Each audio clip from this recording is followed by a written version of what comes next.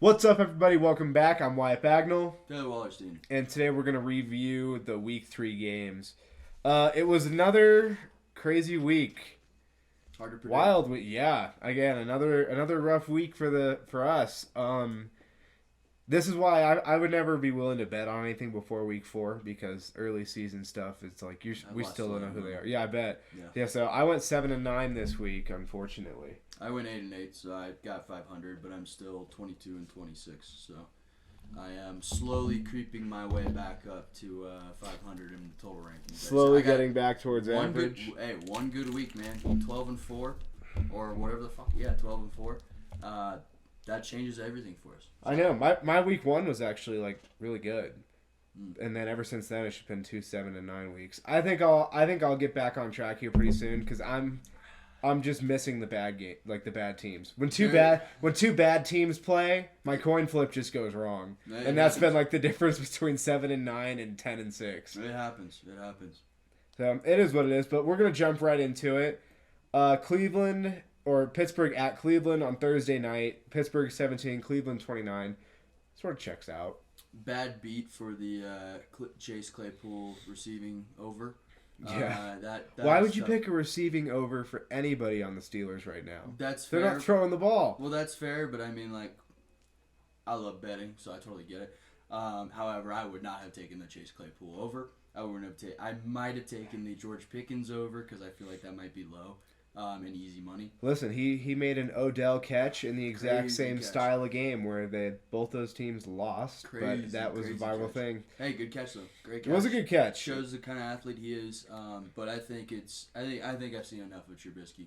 I felt that way last week. I've seen enough of Matt Canada also. Is this 3 years or 2 years? That's Their offensive OC, coordinator. yeah. You. It's been, everybody was like, maybe they're just doing it for Big Ben with like the short throws and stuff. No, that seems to be just a thing in this offense. Yeah, and it's of not like, working. Yeah. no. You have way too dynamic of weapons. Like, even if it's short throws, they should be like catch and run situations, and they're not. They're like hitches and screens. It's like, it's okay. very much like no momentum at all. yeah. And Trubisky's just missing wide open guys. Yeah, not great. Yeah. I mean, I'm ready to see Pickett, personally. I don't Same. want to see Mason Rudolph. No, we've seen enough of Mason Rudolph. Yeah, I mean- it's the Pickett show. I want to see Pickett. I think Steelers fans want to see Pickett. I think that when is the Steelers? Well, I'm gonna find out when the Steelers bye week is, because I think I heard that like they had a really rough schedule to open the year. Anyways, Let's see. while he looks that up, Browns looking pretty good. Myles Garrett obviously is out with that car injury now. With the car accident he went through and got a couple of minor injuries. Glad he's okay. Even if it can be a little bit crazy gladiator style with the helmet, but A little bit. honest to God, it was not a super. I mean, it was a one-score game until the end. So Yeah, it wasn't a blowout, but it just like it never felt like Pittsburgh was gonna do anything. it was only a 6-point lead until the ending of the game, but it felt like the Browns were in control all the time. Oh yeah. Yeah. Looking at this, the Steelers bye week is in week 9. Okay. I'm not sure that they would want to wait that long. Yeah. No. Honestly, if you were to make a switch, it might be good to do it this week. They got the Jets at home. Now would be a great time. The only problem, again, everyone looks at the schedule and like, hey, you can't do. It's like they're not going to have easy schedules, but they go at Bills, Buccaneers, Dolphins, Eagles, then the bye. So it's That is actually tough. sort of like you got the Jets and then Murderers Row, then bye. Yeah. I mean, but personally, dude, it's not going to Trial by fire. It's not going to do any different if you play Mitch. Well, and here's the thing. I genuinely, first of all, I don't think they're making playoffs. Obviously, No. they don't look like a playoff team. The No. defense is obviously great, but it is and I'm not saying it's a good thing T.J. Watt got hurt this year by any means, but if he was going to get hurt in any year, he picked one where he's going to be able to take some extra time off if he needs it. Honestly, if he was playing, they might have won one of the last 2 games. It's possible. He's a game wrecker. And again, I don't want to make it sound like I'm rooting for a guy to be injured because I'm not. Yeah. T.J. Watt is absolutely. Football is better when he's on the field. Let's just leave it with that. Yeah. And I think you put Pickett in with the Jets. strictly because Just do it. You Yeah. can't wait till week 10 to No. play the guy. Yeah. Your season's over at that point, probably. yeah. I mean, looking at that schedule, it's like your last chance to really get a win is the Jets. For a while. With the way you guys look right now, maybe Yeah. Pickett doesn't know better and will just throw a bomb every once in a while, Yeah. and it's like, hey, maybe it connects. It's definitely possible. I would love to see him in, but I have a feeling that with the quote from Mike Tomlin saying they're exercising patience, I believe Steelers fans do not know how to exercise patience because they are pissed right now, rightfully so. And it looks like we're probably getting Trubisky. I would say most likely after the bye is when we do see Pickett. If they switch it If all. they switch it all. But I mean, it's perfect. I think it's possible the Steelers know that this is a rebuild year, or absolutely. a reload year, because I don't think the Steelers are a team that needs to totally rebuild. No, I think they're probably willing to let Pickett sit as much as possible, especially with this quarterback class being as, how do I put this, questionable as it is. No, you don't have to be that nice. It was not lauded. It was viewed as very bad. Viewed as very bad, and you can tell because one quarterback went in the first round, it took it to 20 picks. Malik Willis didn't go till round 3. That just says. Yeah. I mean, even if you believe in Malik Willis's upside, and we'll talk Titans eventually, but even if you believe in his upside, 32 teams waited until the third round go to even look. To even look. So that says a lot. And then was there a quarterback who went in the second round? Did Corral in third as well? Yeah, Malik Willis was the second one off the board. Malik Willis second, and then Matt Corral I think was a third round. It was either Corral or Ritter. I think Ritter's Ritter. fourth. I think Ritter's okay, because I don't know. I know Ritter went to Atlanta somewhere in that second group. Yeah. But yeah. no, I mean the quarterback. It's not going to get any better this year. No. Cleveland. I mean, But listen for let him sit Cleveland's and learn. for Cleveland's sake though. In terms of just trying to reach Week 11, they're in pretty good position to be alive. I mean, they easily could be 3-0 if they didn't choke to the Jets. Yeah, and it's not like their schedule is as tough as the Steelers is because the Steelers ranked higher than them last year. Yeah. So they have an easier schedule too. Hey, The Browns have a chance to legitimately be alive around Week 11. Jacoby Brissett's just playing safe ball and against these teams that they've been playing. Yeah, I wish somebody I knew would do that. I can't wait to hear about that. Yeah, we'll get there, but I can't wait to hear about it. Ooh.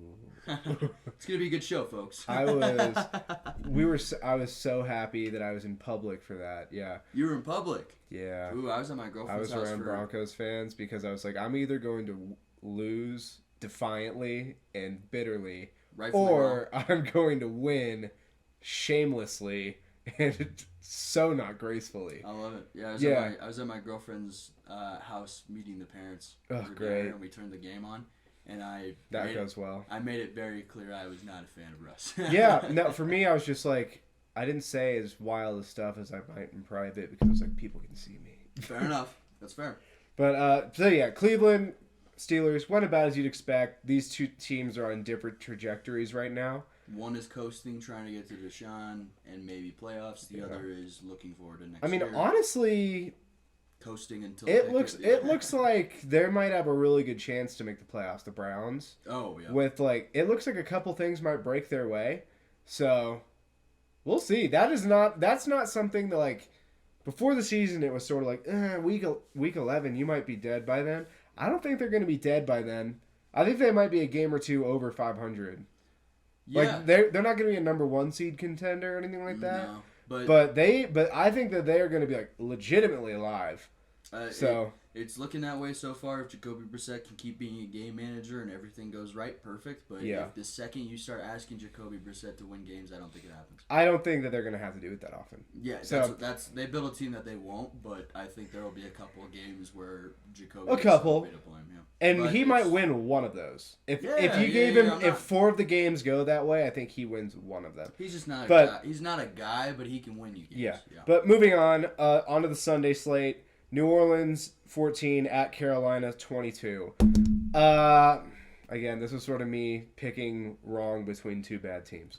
It's just sort of, I think that I think that the Saints, Jameis, he's hurt, and that completely. I thought the Saints were live going into this year. If Jameis is hurt, they're not as live.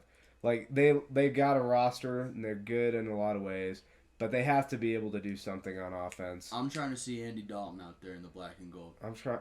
Bengals legend. honestly, he's probably your second most legendary quarterback. For now. Yeah. He'll be third. I didn't say I didn't say he wouldn't be. No, I know. But I'm just saying for now. I know for he's now. a legitimate Bengals legend. Oh, absolutely. The Red Rifle. The Red Rifle, second round pick, made it happen. Deserved some playoff wins in my opinion, but of course he deserved it, but I mean it's the way the cookie crumbles. I mean, it's gone in a second, and then look, AJ Green and Andy Dalton on two different teams now. It's just crazy to think about. Yeah. But crazy how it goes. I think. I mean, I don't take much from this fucking game. Honestly. It's tough. Like both teams are bad right now. One of them has a hurt quarterback. One of them has a roster that's just honestly terrible. One of them has a hurt quarterback. One has a bad roster. How is DJ Moore not being more effective? Is it genuinely? Do you think it's because the O-line Baker just doesn't have time to get to him, or is it genuinely just Baker hates wide receiver It's not just ones? Baker. It's not Baker. I think it's the play call. I think it's a lot of things. Wide receiver is the most reliant position on offense. You need everything else to work for receivers to be like consistently effective. Sure. And I don't think the Panthers have any of it. That's fair. They don't have great play calling. They don't have a great line. They don't have a great quarterback. Yeah. And McCaffrey's hurt. Again. So it's like, I mean, it's tough. Maybe what you need to do is just wing it out there to him a few times. Just say fuck it, like he's out there. You show the confidence. But a lot of people will say it's Baker, yada yada yada, because the Odell thing. I think the Odell thing was more than just Baker. Yeah, I agree. But no, I don't know. I'd have to look way closer at that. I don't particularly care about the Panthers enough to dive into what is keeping DJ Moore down. I like DJ Moore, but I think it's an Allen Robinson situation. But by the time the Panthers figure it out, they're moving on from him. So could be one of those things. But I genuinely think New Orleans is a better team with Andy Dalton behind it. Could be wrong, could be right. So it'll definitely be interesting as hell to see what he pulls off if they give him some time, because I'm seeing that Jameis is expected to play, but if he struggles, at what point is it like he's literally has a broken back? Bro, he shouldn't be playing at all. Well, exactly like that. Well, that's what I'm wondering. I'm like, okay, how bad is Andy Dalton looking that they're like, we'll take him with a broken back? I genuinely think I don't think it's Andy Dalton looking bad. Maybe it is. I don't want to sit here and be I'm just wondering because I think this is a thing of like. Jameis is not some like hugely elite quarterback that if he's hurt, we still have a good chance with him. Yeah. It's like if he's hurt, why are we not sitting him? I think it's him. I think it's a Baker situation where he could easily sit if he wanted to. He's in that pain, but after missing out all of last year, he knows he's in a 1 year. This is his contract year. If he gets hurt again and he doesn't perform, he's going to be off the team. This might be his last chance to be a starter. I get that, but if I'm the Saints, though, at some point, I got the authority to say I don't care. Well, true, which is totally a valid point. But I think, especially when it's early season like this, you kind of give your quarterback a little bit of a say, especially when you have a patsy head coach. Like, I don't think Dennis Allen's going to be the head coach for longer than a year, to be honest. Maybe not. They might be holding out hope that Sean Payton will just come back. I don't think he comes back to the Saints. I don't think he does to the Saints either, but I wouldn't be shocked if they are like... If they're trying to maybe make it work. Yeah, I would. I mean, they have every right to be like, if you want to come back to coaching, why not come back to the place that you had a ton of success? Yeah, won a Super Bowl. Yeah, so I wouldn't be shocked. I wouldn't be shocked at all. Like the Saints have every right to be like, well, here we are. So it'll be interesting. It'll be interesting to follow the storylines of the Saints. Yeah, I mean, in terms of this game, I would have been more interested if I felt the Saints were healthy and I could glean anything from it. From the Panthers, it's legitimately just like, yeah, I get it, whatever. You got to win. Good job getting the dub. Yeah, it's like, all right, you got one. You needed that one, yeah. Yeah, so unless the Panthers start stringing these together, it's going to be like, okay. Yeah, I who knows, Panthers fans, maybe you're about to go on a run, but I would not put my money down on it. No. So moving on from that, Houston at Chicago. Chicago wins 23-20. Another one I just picked wrong because again, it's just two freaking bad teams, and I was like, Houston's just looked more competitive. Yeah, so, Houston looks like they're playing for Lovie Smith a lot more than the Bears look like they're even playing football. Yeah, listen, Davis Mills is not the guy. I mean, granted, like, cool that he got another shot, but yeah, he's not improving. Honestly, even it got blown out of proportion last year how well he played. His like grade on like the year was still like a a 60-something. Like, he still didn't play Better than well. expected. Yeah, but again, we just need to keep it relative here in terms of, like, And, we only thought he played well because he was a late-round pick. and playing for a terrible Texans team that Yeah. put some good numbers up on, decent numbers up. Yeah. I think what's interesting is that it says a lot more about this quarterback class is that genuinely they're like, no, we'll take another year of Davis. It either sinks our draft pick and we get a better pick, because I think they've got so many picks now from the Deshaun trade. They got quite a few. Yeah, and then also, if it works out, perfect. You have your guy, and you don't need to worry. I mean, I think it was. I don't think it says anything about this quarterback class in general in terms of he played well enough to warrant a second year in a year where the guys were at best uncertain and where next year the guys are very highly touted. Yeah. So, again, I don't get why the Steelers didn't just eat it for a year and say we're just going to wait for those. I think honestly what it is the pride. They brought in the Pittsburgh guy. I think it's also just the pride of being the Steelers. The Steelers don't tank. No, they need to look like they have a direction consistently. Yeah, and I mean I think they do. I just think that Tomlin's always making that team, keeping that team. I think that there are certain teams like the Texans that don't have as much metal to be like, we're the goddamn Texans. We don't tank. The Steelers don't tank. Yeah, Steelers don't tank. Texans. They do. Tank. Yeah. Fucking tank. Yeah. I'm gonna just bring up really quickly. I think Justin Fields is an absolute bum. He's out. I'm out on him. I'm in enough. No. Like I'm not No. out. Bro, he has some of the worst stats I've ever seen to start this. You can take one game away, the rain game. Look at the Bears. I don't give a shit, because what were we saying about Justin Herbert? Elite guys elevate the players around them. Yeah, okay, but there's a definite difference in rosters that those guys stepped into. Absolutely, I totally understand. One of them had Totally understand. You're making a fair point. Here's the thing: first round quarterback that you're trading up for does better than two. Honestly, two touchdowns, 4 picks. I wish we would have drafted Justin Fields because I think he was who I wanted. He's who I wanted to draft when we traded up. I am gonna vomit. Let me just bring this up really quickly. I know. I don't doubt the stats are bad. I don't expect anything from the Bears. Interesting little tidbit. Justin Fields, 297 passing yards through the first 3 weeks, is the lowest total since the merger for a starting quarterback, according to Pro Football Yeah, again, Reference. I didn't expect a damn thing from him or the Lowest Bears. total for any quarterback who started and finished 3 straight games at any point since 75. Yep. And I'm not willing to look at the Bears and say, well, the Bears are just so bad that it's bound to happen. I mean, I'm somewhat willing to. I mean, still, yeah, that's bad. That's fucking terrible. But again, there is nothing on the Bears that's good. I don't care. So I'm just saying, like, in terms of, he's not going to put up anything. Yeah, duh. Well, then why, if that's the case, then why is Khalil Herbert able to just ball out? Is he a running back or something? Yeah, he's a running back, and he put up massive stats. Yeah, okay. Yeah, it's Who the hell is he throwing to? bro, I understand that. You need then. you need a wide receiver one, and they didn't go get one. I mean, And look at that's Aaron totally Rodgers without his wide receivers. He's barely able to throw the ball, and this guy's in his second year. Still getting it done. And Okay. So here's the issue. I mean, In that Tampa 70 game, the Bears yards in one game. 70 Yeah, I yards didn't say against it's good. Green Bay. 106 yards against Houston, which is Houston. Yeah, I know. I didn't say it's good. I'm just saying. 2 picks. I'm just saying. 27.7 rating. I'm just saying. I think the entire Bears organization is dumpster fire. I completely agree with you. Justin Fields is a dumpster fire in himself. All right, fair enough. Because this is the thing that I will say is that absolutely against the Packers and in a rain fucking monsoon crazy ass That game does not fucking count. Yeah, we burn the tape on, as you say. I can take those 2 away. Getting smoked by a Packers defense that just shut down Tom Brady for 4 quarters seems like it'll happen. Especially Even that's weird. Even that's weird. I'm like, Tampa doesn't have their top 4 receivers. Yes, but they still were able to perform. My issue is you go into Houston, or Houston comes into town, and you throw 106 yards. No, they should be better than that. 2 picks? Again, so who are you throwing picks to? Bears. I know Stingley had 1. Who else is on that defense? I think, is Christian Kirksey a Texan? I don't know. Yeah, maybe. I have no idea. A 27.7. I just know Stingley. A 27.7 QBR against the goddamn Houston Yeah, no, Texans. he didn't play well. That's enough for me to say I'm out. No, he didn't play well. So I am going to be watching Justin Fields for the rest of the year very intently, specifically because I think he's a bum. And I don't, man, my biggest issue is Bears Twitter somehow invaded my fucking Twitter.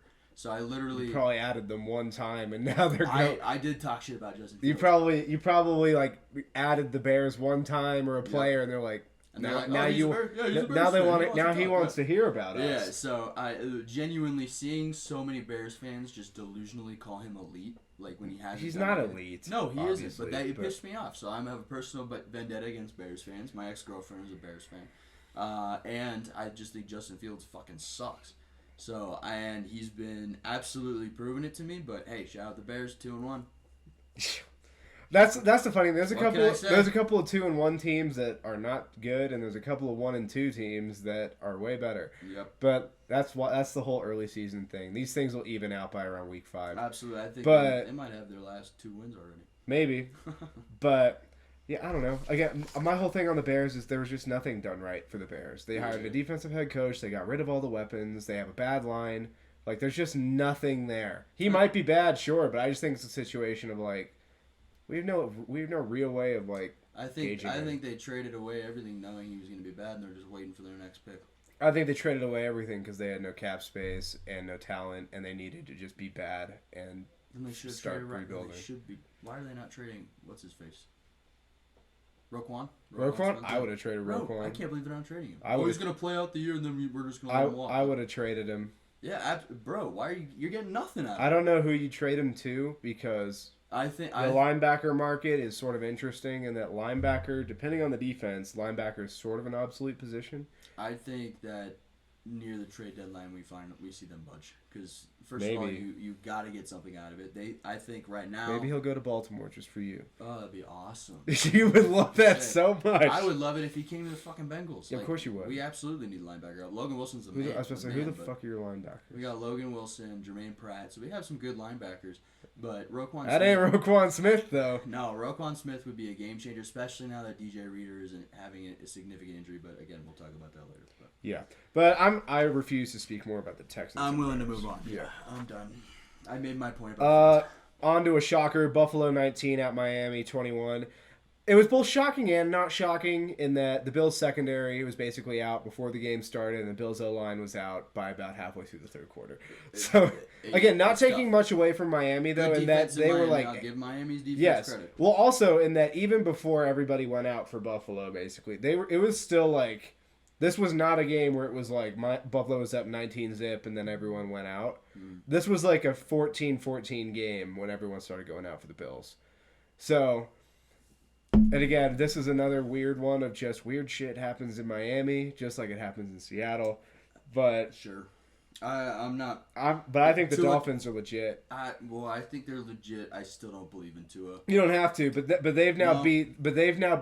They're now the only 3-0 team, and 2 of the teams they beat are legit. The Ravens game, absolutely will give them credit for. I give Ravens some, You have to give them credit for beating the Bills. They showed that they can hang.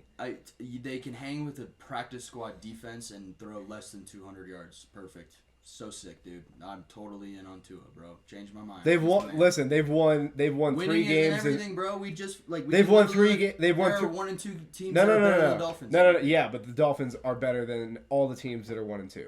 Not at all the case. They're better than the team they're playing this week. No, they're not. Yes, they absolutely they're are. not. They're gonna fucking smoke you. No, they are not. They're gonna- promise you that Tua, primetime Tua, bro. I'm not fucking nervous at all. Tyreek, Jalen Waddle, absolutely, they make me nervous. They're Tua's both not gonna like get the ball. they're both top 4 in receiving yards no right shit. now. Yo, It's big, like big fucking surprise. no, I know. I'm just saying it's like that combination. I- that is officially the best receiving duo in the league. They got it. They get an asterisk on this week, in my opinion. Kind of. Beating the Buffalo Bills is absolutely a monumentous occasion, especially this year. This year, when they're looking as unstoppable as they are. Yes. Here's the thing.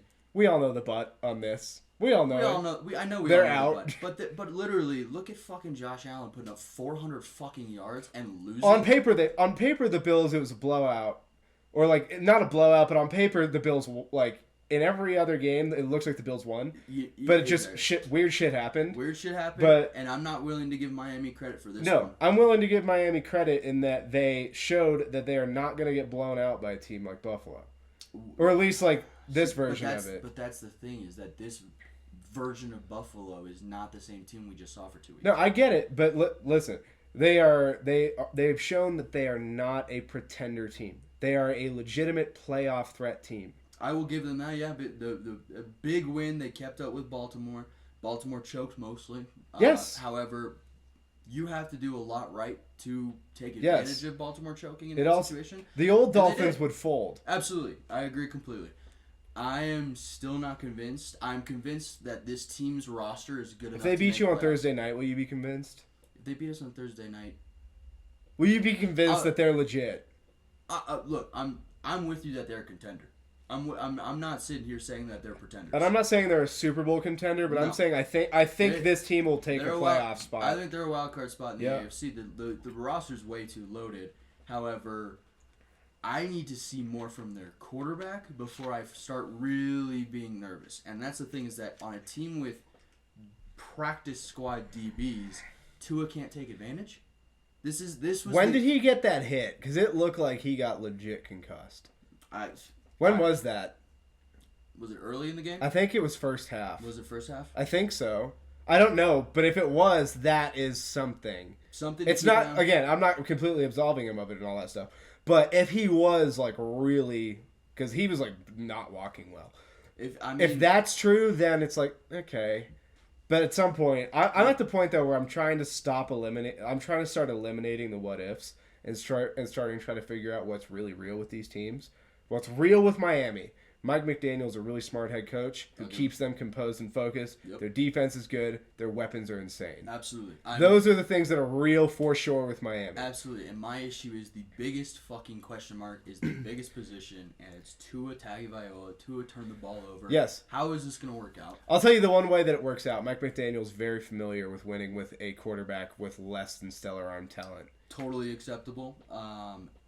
The issue is that team is designed for arm talent. So not right now, because they're doing a lot of the stuff of like they're making it work. They're doing a lot of what the Steelers should be doing, which is like they get the ball in a lot of these catch and run situations, but they get them in space. Like the Steelers are like doing it, but in bunches. You have two elite wide receivers who are great at getting open. Absolutely, it works. Like, that's the thing, is that I think this is a team that gets figured out. And I'm not saying that I'm not saying that they fall out of playoffs and just completely fall off the face of the earth this season. I still think they're a wild card team. Buffalo's obviously taking the East. Yep. In my opinion. Yep. Unless Miami is even better than we think. And then I will absolutely sit here on camera and eat crow and be honest. But isn't Tua leading the league in passing yards right now? Because of one game. I know, but it's still just like I love the stat of it was like Tua, Carson Wentz, and Joe Flacco. It's like just like we all thought. Just like, yeah, exactly. and the three undefeated teams until Monday night were Eagles, Giants, Dolphins. Like everybody predicted. We all called it, dude. Absolutely. No, genuinely, I need to see more from Tua, because that says so much more to me than a big comeback from behind win. Like, granted, like I genuinely, this was a game that the Dolphins should have taken more advantage of. And hey, look, a W is a W. At the end of the day, it doesn't matter what the score is. The W matters. Especially against that team in your division. Especially against that team, it's big time, big time. I'm not taking that away from them at all. Like I said, that defense is incredible. The roster is loaded. The biggest issue is this: are we seeing Tua, or are we seeing a Tua who is working really well with a system that he can be figured out? I think the system evolves. I like Mike McDaniel. Yeah, he's smart as hell. I think he's a smart head coach. I think it gets to a point of realization where Tua is very clearly not going to be able to work this offense, and I think that's what... Maybe, but I'm not sure it happens this year. I think that would be something that would catch them going into next year. I think in the first year of this stuff, if it's working, I mean, you can look at it look back in San Francisco when Colin Kaepernick first came in, that like gun read option stuff. It took everyone a year to figure it out. Sure. If the Dolphins are constantly evolving with insane weapons, RPOs, motions, shifts, all this different stuff, that might take a year for people to get before they can really hone in on Tua. That's totally fair. I am of the opinion that it looks like teams are already figuring him out, because if you're using practice squad DBs like the Buffalo Bills are, and you're keeping Tua to less than 200 yards and one touchdown, that says so much more to me than anything else, because this is the game that especially like it's like a wounded it's a wounded animal. How are you not destroying a wounded animal? I'm willing to give them credit for the fact that they managed to withstand I any am not. version of Buffalo. I am not. And well, look, I'm just saying here, like we can't. This game is not nothing, because they played over half this game with like the Bills with everybody but their safeties. They started the game with their starting 4 DBs out.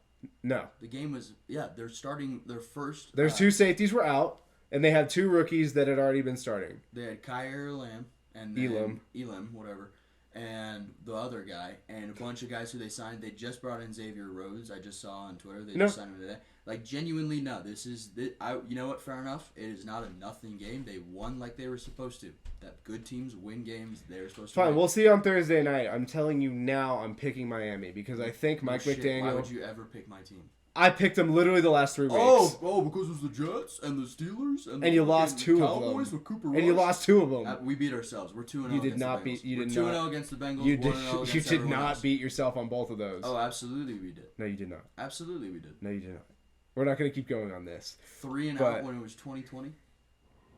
You were lucky to be in that game with Pittsburgh the way you guys played. No, Pittsburgh is a completely different thing. We beat ourselves. That's the game we beat ourselves in. Do not lie to me.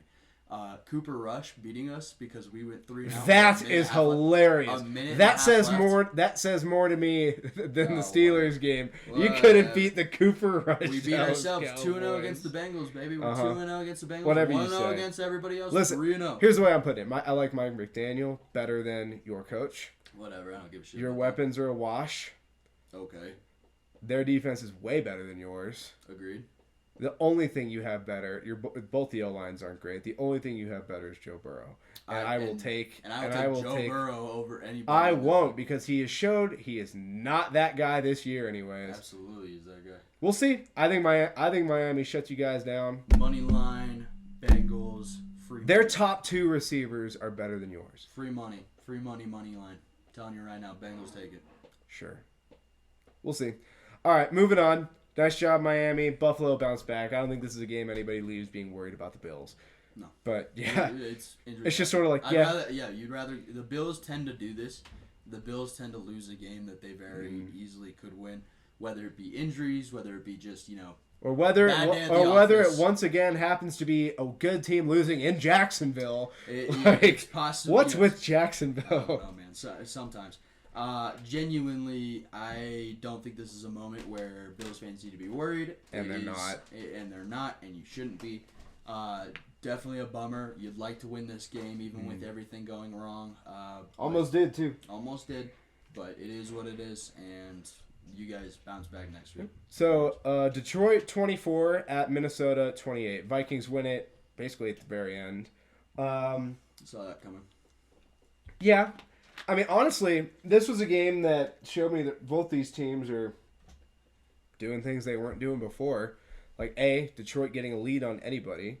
I think this sort of showed the inexperience of the Lions at maintaining leads. I think the Lions are a little bit better at creeping up on people. Yeah. They haven't often been in a position where they're just up big. Yeah.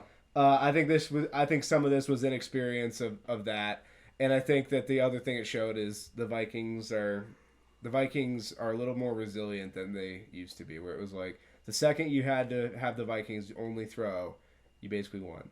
Pretty much. No, I think that is. I think that's a good way of putting it for sure. I'd love to see the fight in Detroit and the coming out firing kind of aspect of them. Yep. Genuinely, this is a different Lions team than we've ever seen. Not ever seen, obviously. I mean, recently. for us, Yeah. it might be ever. Like, this is the Potentially. first time I think anyone's ever felt positive about Detroit. Even the years they made the playoffs, it was sort of like, wow, that was surprising. Yeah. No, I think they're doing what they needed to. I didn't think they were going to make playoffs this year. I didn't think they were going to turn a massive page. No. But they continue to prove that under Dan Campbell, they were becoming a competitive team with a good culture, and they're bringing in the right pieces. Amon-Ra St. Brown is incredible. Playing very well. Playing very well. DeAndre Swift also. I think he's great. shown to be the 4th best receiver from that class, maybe the 3rd best. It is. God, who else is in that class? It's Jamar Chase, Jalen Waddle, Jalen Devontae Smith, and then you could argue him. Class, good lord. Yeah, Forget. so it's like Forget. it's like those are the three where I'm like, you might still take those three over him. Yeah, But he might be fourth. He's 4 Like, or 3, honestly. I was about to say, you could argue him and Devontae Smith. I think Jamar Chase and Jalen Waddle have shown that they're, like, legit. Yeah, they're the top 2 for Yeah, sure. like, those two are both, like, really good. Devontae Smith also had a crazy week, but I don't think it maintains. I no, think he's but still but he's good, played well. He has played well. So him and Amon-Ra St. Brown are probably about the same level right now, True. but other than Jalen Waddle and Jamar Chase, you're sort of like, he might be next. Yeah, I think it's possible. Love to see him balling out. Former Trojan, fight on. DeAndre Swift, hopefully he's not too injured or anything like that. I hope not. Yeah, He's so good. He's electric as well. Genuinely, I love seeing the progress for Detroit. Not really too bummed about the loss because, again, I think this is still a year where you're one step behind. But to show that you can put up the fight against a team that could potentially take the North, good stuff. And we will have to see. The Lions are genuinely a fun team. Are the Vikings still? Yeah, they're still leading the North because they beat the Packers. They'd still be on top. Yeah. Yeah. No, it was honestly, this game was a game that I don't think either one of these teams come out necessarily feeling negative. It had the Vikings lost, they would probably come out feeling negative. Yeah. But the Lions is like, there's no shame in this. This shows that a lot of people think the Vikings are a playoff team, and for a lot of the game, you guys had them. Yep. I think that's something that just comes with time of, again, the Lions, this is not a team that's used to having to, like, run out the clock and manage the game to do all that type of stuff. This is a team that's like, we got to go fast because we got to catch up. Yep. So I think this comes with time as the Lions get better and better. Yeah. But, again, I've come away feeling more positive than anything else. Shows the Vikings can kind of take heart and, like, okay, we're not the team that, just doesn't show up sometimes. We can bring it back. Kirk Cousins loves playing at that 1 p.m. time, 1 p.m. Eastern He loves every time, time but prime time, yeah, baby. He loves every time but prime time. Seeing that he had that opportunity to play at 11, whatever it is, 11 for us, he was stoked, and it shows. Adam Thielen got back involved. Yeah, Adam Thielen back involved because Justin Jefferson is becoming a obvious target. Double trouble. So both teams, a lot to be happy about. Obviously, Lions want to get the win, but you proved that you could hang around with a potential playoff team. Not just a playoff team, a potential division winner. A potential division winner. So, yeah, I think absolutely good things to write home about. Yeah, absolutely. Honestly, good game. Good job by both teams. I'm glad they all had fun. Yeah, fun. I had fun. I had fun with this game. Baltimore 37, New England 26. Again, a game that sort of goes as thought. Lamar Jackson is playing like an MVP right now. He needs to with that contract year. Yeah. He's playing really good. He is. Like, he's playing, like, the only guys that are playing that level are, like, Allen, Mahomes. Like, those are the only other two guys that have gotten off to that hot of a start. So, he's playing about as good as you can ask. Again, Baltimore, I feel really good about Baltimore. They had a freaky collapse in the fourth quarter last week, but other than that, like, through 12 quarters, they've had 11 great ones. They very much could be 3-0 if it isn't just for choking completely to Miami. Miami's weapons allow that to happen, to be completely honest. But, it is what it is. I think that's a good game. Speaking as not a rival, speaking as strictly a football fan, I believe that, hey, get that game out of the way early in the season, have that collapse, slap, wake up, slap everybody, get back into the game. And, I mean, They woke up, showed up to Foxborough, and smacked them. Yep. Again, checks out. The Ravens are just better than the Pats are right now. 100%. So, again, this is sort of a business as usual, par for the course sort of thing, where it's like, yeah, New England's tougher to beat at home, so they played a little bit better. Yeah. But Baltimore was just going to overwhelm them eventually, and they did. Yeah, the better team. Yeah, the thing I'm looking out for is, again, I think Baltimore and Buffalo play this week. They do.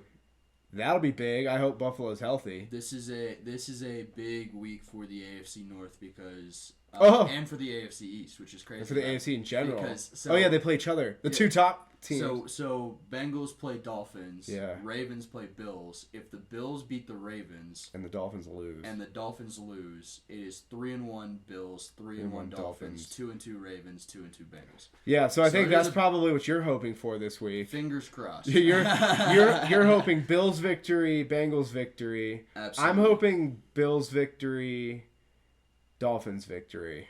Of course you are. Yeah. Yeah. And honestly, I don't even. This might be the first week I'll be willing to pick against Buffalo, and it's just based on that injury report. That's all it's going to be. If they're healthy, I'm taking Buffalo still. I think Buffalo is. This is an angry game for Buffalo. I Yes. think Buffalo wants to prove that even injured, they're still the cream of the crop in the AFC. Probably do. And I think they have a chance. I genuinely. Is this game in Baltimore or Buffalo? I think it's in Buffalo. It might. That'd be important. That'd be huge. Buffalo fans are Bills Mafia will show up. Bildos will be thrown onto the field. Yeah, have you never heard that? No. Oh, I've never heard of it, but I know what you're referring to, and I can't believe I've never heard of it. A couple people, they're getting called Bildos. You know? God, they're gonna throw them on the field, baby. Bro, it is so funny. It is.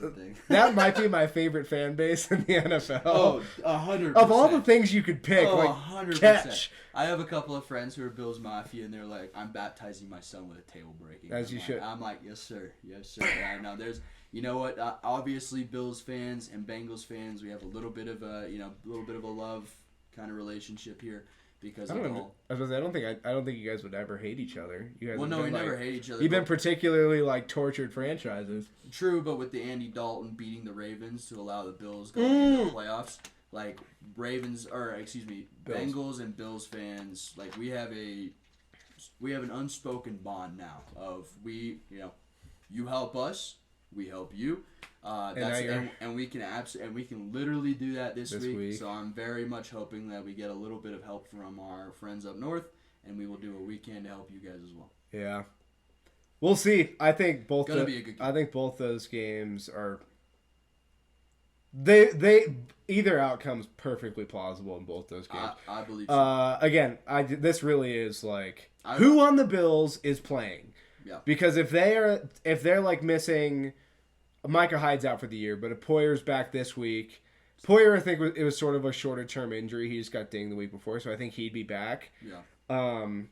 If he's back and their line's getting healthy, I'll probably take the Bills. I don't put it past Baltimore to. I think it's possible. Yeah, possible. It's one of the only teams where I'm like, probably not a blow. If that's a blowout, it's uh-oh. For either team, it's a uh-oh moment. Yeah. It's if the Bills get blown out, it's uh-oh. All of a sudden, you went from cream of the crop AFC to 2-2. Yep. And Miami's potentially going to have an even bigger lead on you.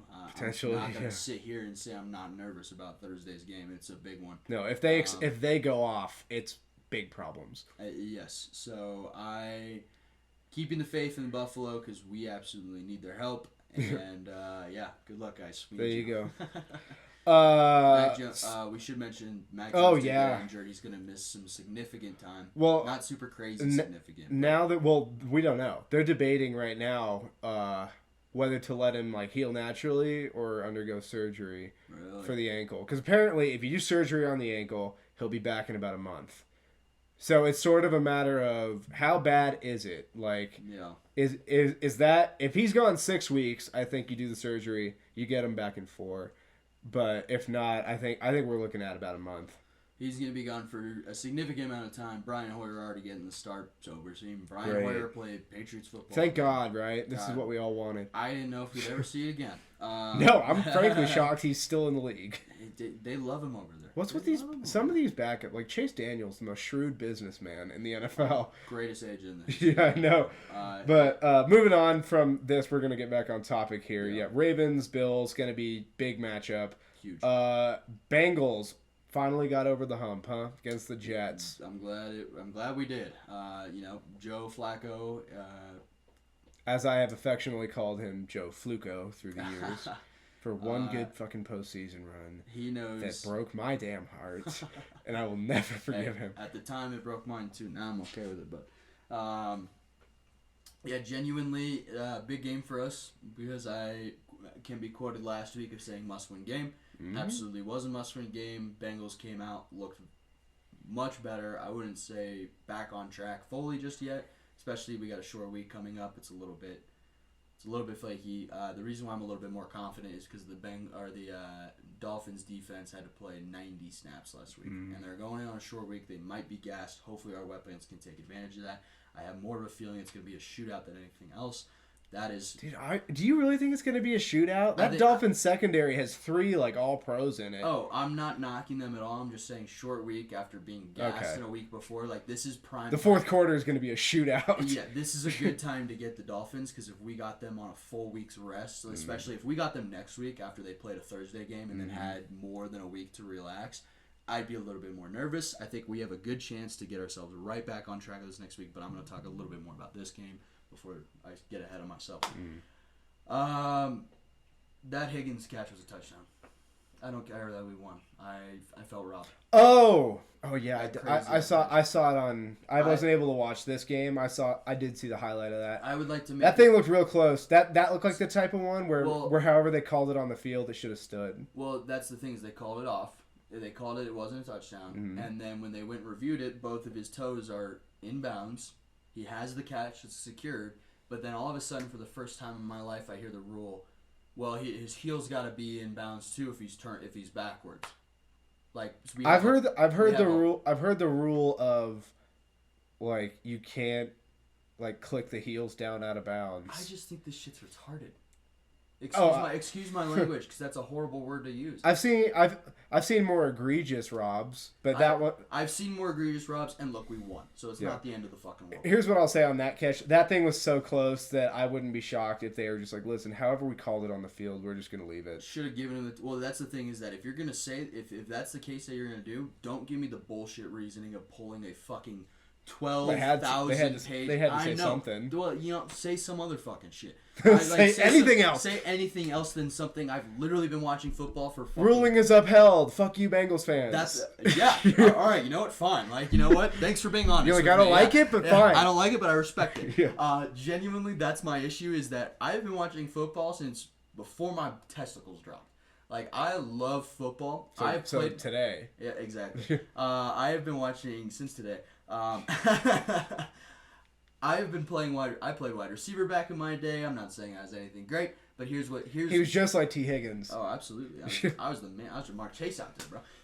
Genuinely, I've never heard this fucking rule. And we have highlight compilations of people getting just the just the toes down for massive, awesome catches. And all of a sudden, I'm hearing about, oh, no, you got to get the whole foot down. I've seen that rule when people catch the ball like that. I don't care. Like, it's a dumb rule. Well, I'm just saying that's not a rule that is new. Okay, well, it's happened before. Where like if guys are catching it like that, you have to just keep the toes up as you're falling, or like the toes down as you're falling.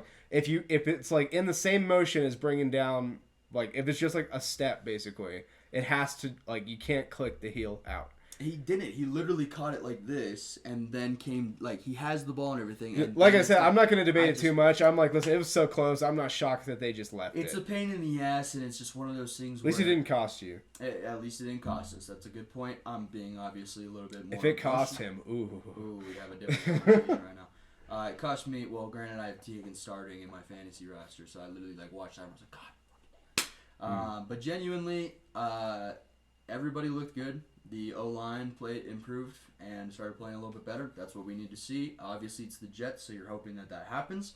So, not going to give you a cookie for brushing your teeth when you're supposed to. But genuinely... That's a great way of describing this game.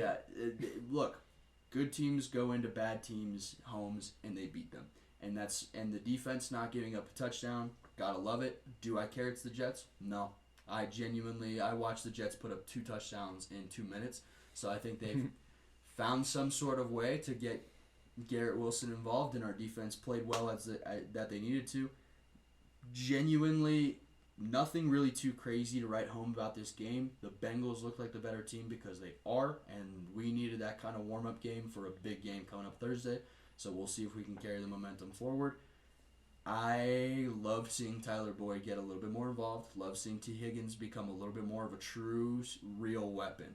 It's not. It does not come off to me. I think Tyler Boyd is more benefiting from having to cover Jamar Chase and now T. Higgins, and Tyler Boyd is kind of a great slot third receiver to have. Absolutely, especially as a veteran.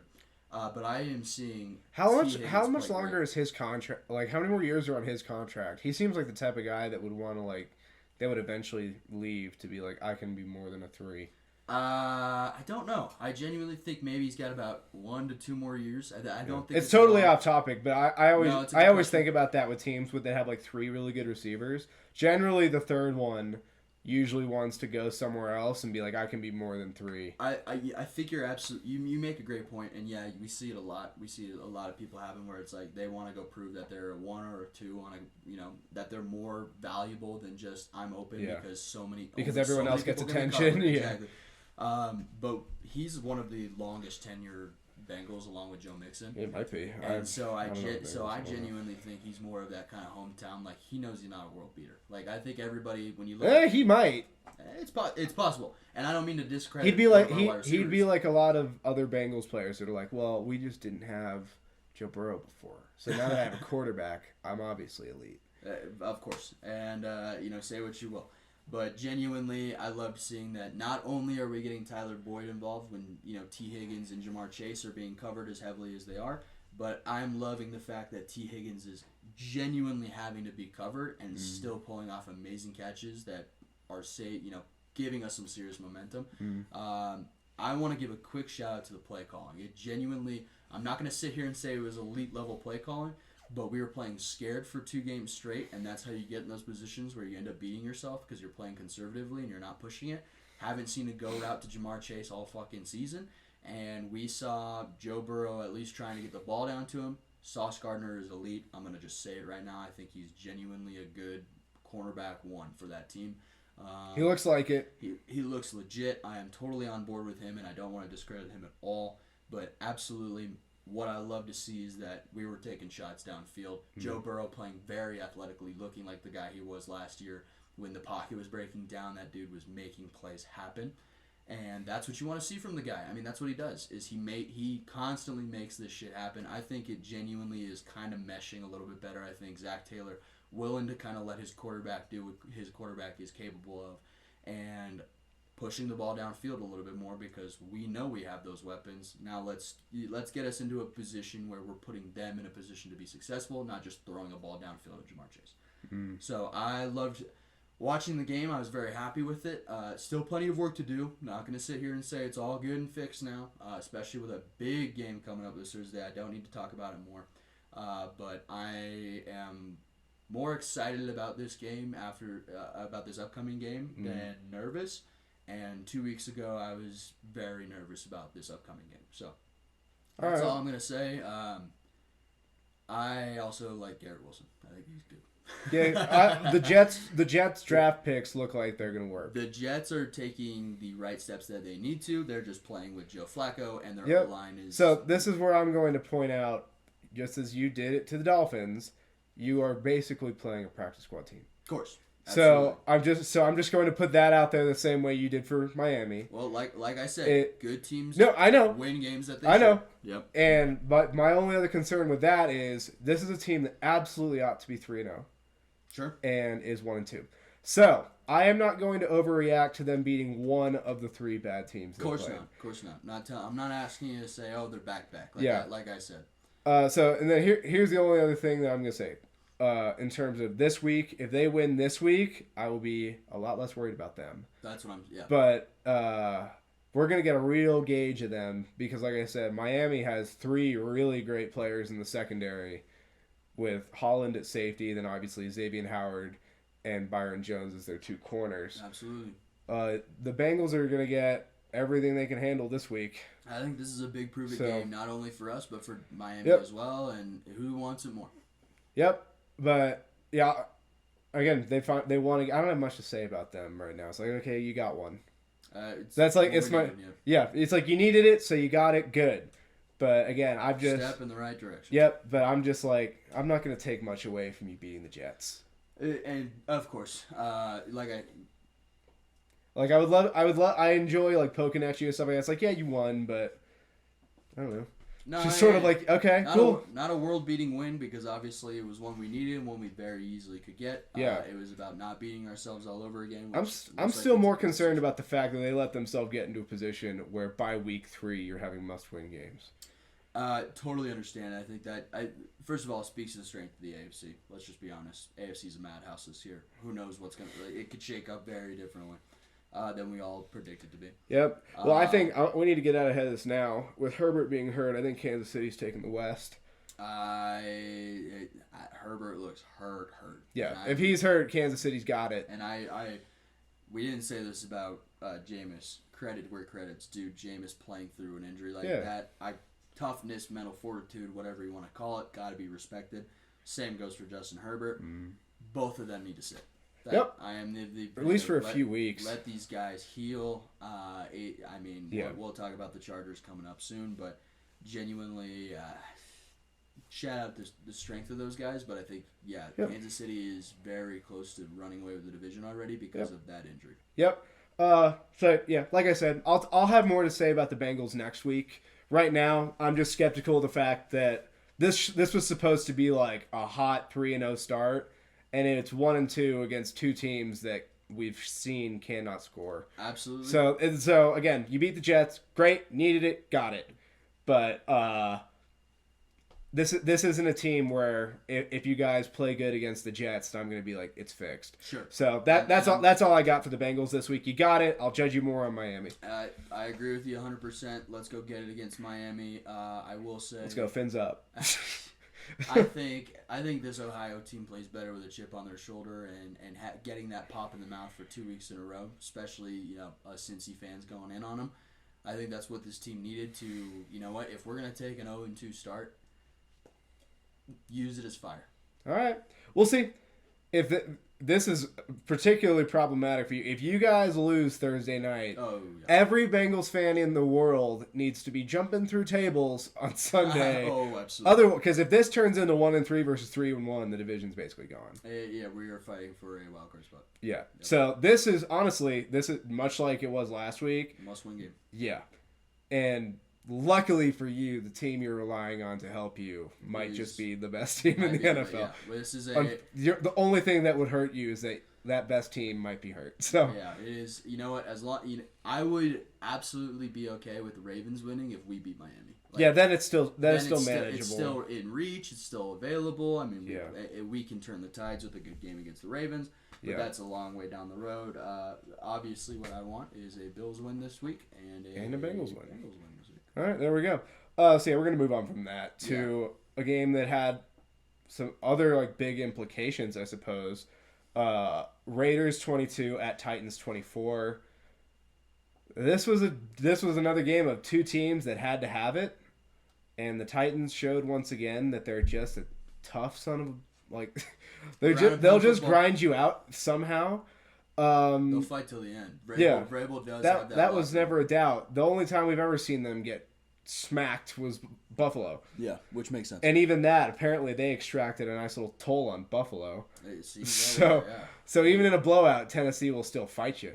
Yep. But the Raiders season is over. Yeah, absolutely. I picked the Raiders going into this game because I would figure that the Raiders would be much more aware that they cannot start 0-3. The Titans, you never want to start 0-3, but I think even at 0-3, the AFC South is not out of reach. The AFC West is gone. Yeah, the wild card race I think is gone. Unless somebody falls off in such a major way and the Raiders just go crazy. But no, 3 weeks in, the Raiders season's over. It's a tough look, especially for Josh McDaniels starting the season with a. Well, it's especially tough because they should have a win. They should with that Cardinals game. Oh, absolutely. I mean, 1-2 is not great, but 1-2 is not season over. 1-2 is much better than 0-3, and genuinely with getting better that they did this offseason, bringing in Devontae Adams, I don't understand how this offense is unable to make it work. I do. It's the same thing that everybody's been talking about all offseason. That O-line is abysmal. Obviously the O-line. But, I mean, as Josh McDaniels, if you're this crazy offensive guy that you're supposed to be, I would expect. Well, it also doesn't help Derek Carr is just throwing the ball to the other team like nothing else. Absolutely. I think part of that is just genuinely, I'm just confused. I'm not going to sit here and say... I don't get 0-3 for them. I'm not going to sit here and say Josh McDaniels is a hack and fucking, No. I'm just confused. Me too, because he genuinely is a good offensive mind. My one question for that is that system that they were running in New England is notoriously intricate and notoriously difficult to pick up. And I think that's if he didn't simplify it when he got to Vegas, that could explain a lot of things. Yeah. Because it's a lot of like side adjustments and checks and things like that. That takes time and years in a system. If was not altered when he got to Vegas, well, that explains a lot of picks because it's a lot easier to have miscommunications when you're relying on people to be seeing the same thing and they've only had a few months. Yeah. So that could be it. I mean, even the Pats, they simplified it now that all those like people who were running it are gone. Yeah. So, I don't get it. The Raiders are really talented in. I I picked them to be fourth in the West because their O-line is abysmal and their secondary is bad. Yep. Those are two things you cannot be bad at. Yeah. And I think that has reared its head. Yep. You can't use weapons like Devontae Adams when your entire O-line, all 5 of those pieces, maybe the left tackle is like a C, but everything else is like an F. Yeah, it's not looking good. So that's all not great. Derek Carr is a good quarterback who is flailing right now. I think he is still obviously their guy, but I would not be surprised if this year doesn't go well. They draft a young quarterback. Oh, I wouldn't be shocked at all. To sit behind Carr for another year and learn this system as much as Josh McDaniels can teach him. Yep. Yeah, it's just like... If they're smart, they find O-line help. And they try to give Derek Carr everything. Dude, they should have been doing that this offseason. Well, no shit. But I think the other thing they need another deep threat. They have too many guys that are like possession dudes.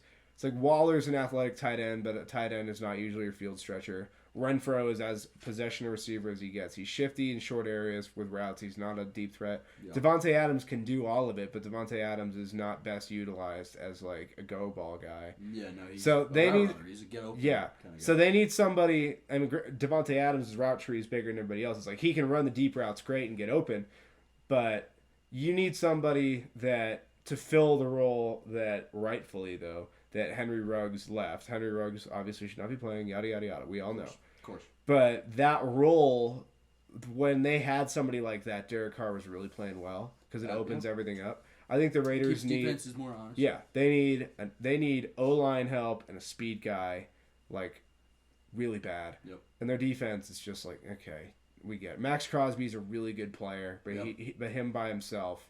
Can't do it all. No. Yep. So, that's... I'm not shocked that the Raiders would be fourth in their division. I'm shocked they're 0-3. Yeah, I think at least 2 wins by this point was expected. I thought it was going to be much tougher. I thought Arizona was for sure a win. It should have been. I picked them to beat Tennessee. Not confidently, but I just assumed, but I just would have assumed like this is a toss-up game. The Raiders should know they need it worse, and they're more talented. Yep. But it just didn't happen. And the Titans beat them. So good for Tennessee. They're alive in the AFC South. That team might be won by a shocking team, but I think who knows? I'm putting money down. Jacksonville takes it. We'll see. I'm a believer. No, like I'm not. We'll talk about I'm not. I'm not a disbeliever in them this year in that division, but I'm just like I don't know. I'm so skeptical of any team that looks good through 3 weeks, especially when they shouldn't. Well, that's the thing is that Doug Peterson's made this team not only just look good but dominant. Like, genuinely, I mean, they're a top 10 passing. We'll get there. Hey, we'll talk about it. But genuinely, I'm excited about it. Titans are alive in that division.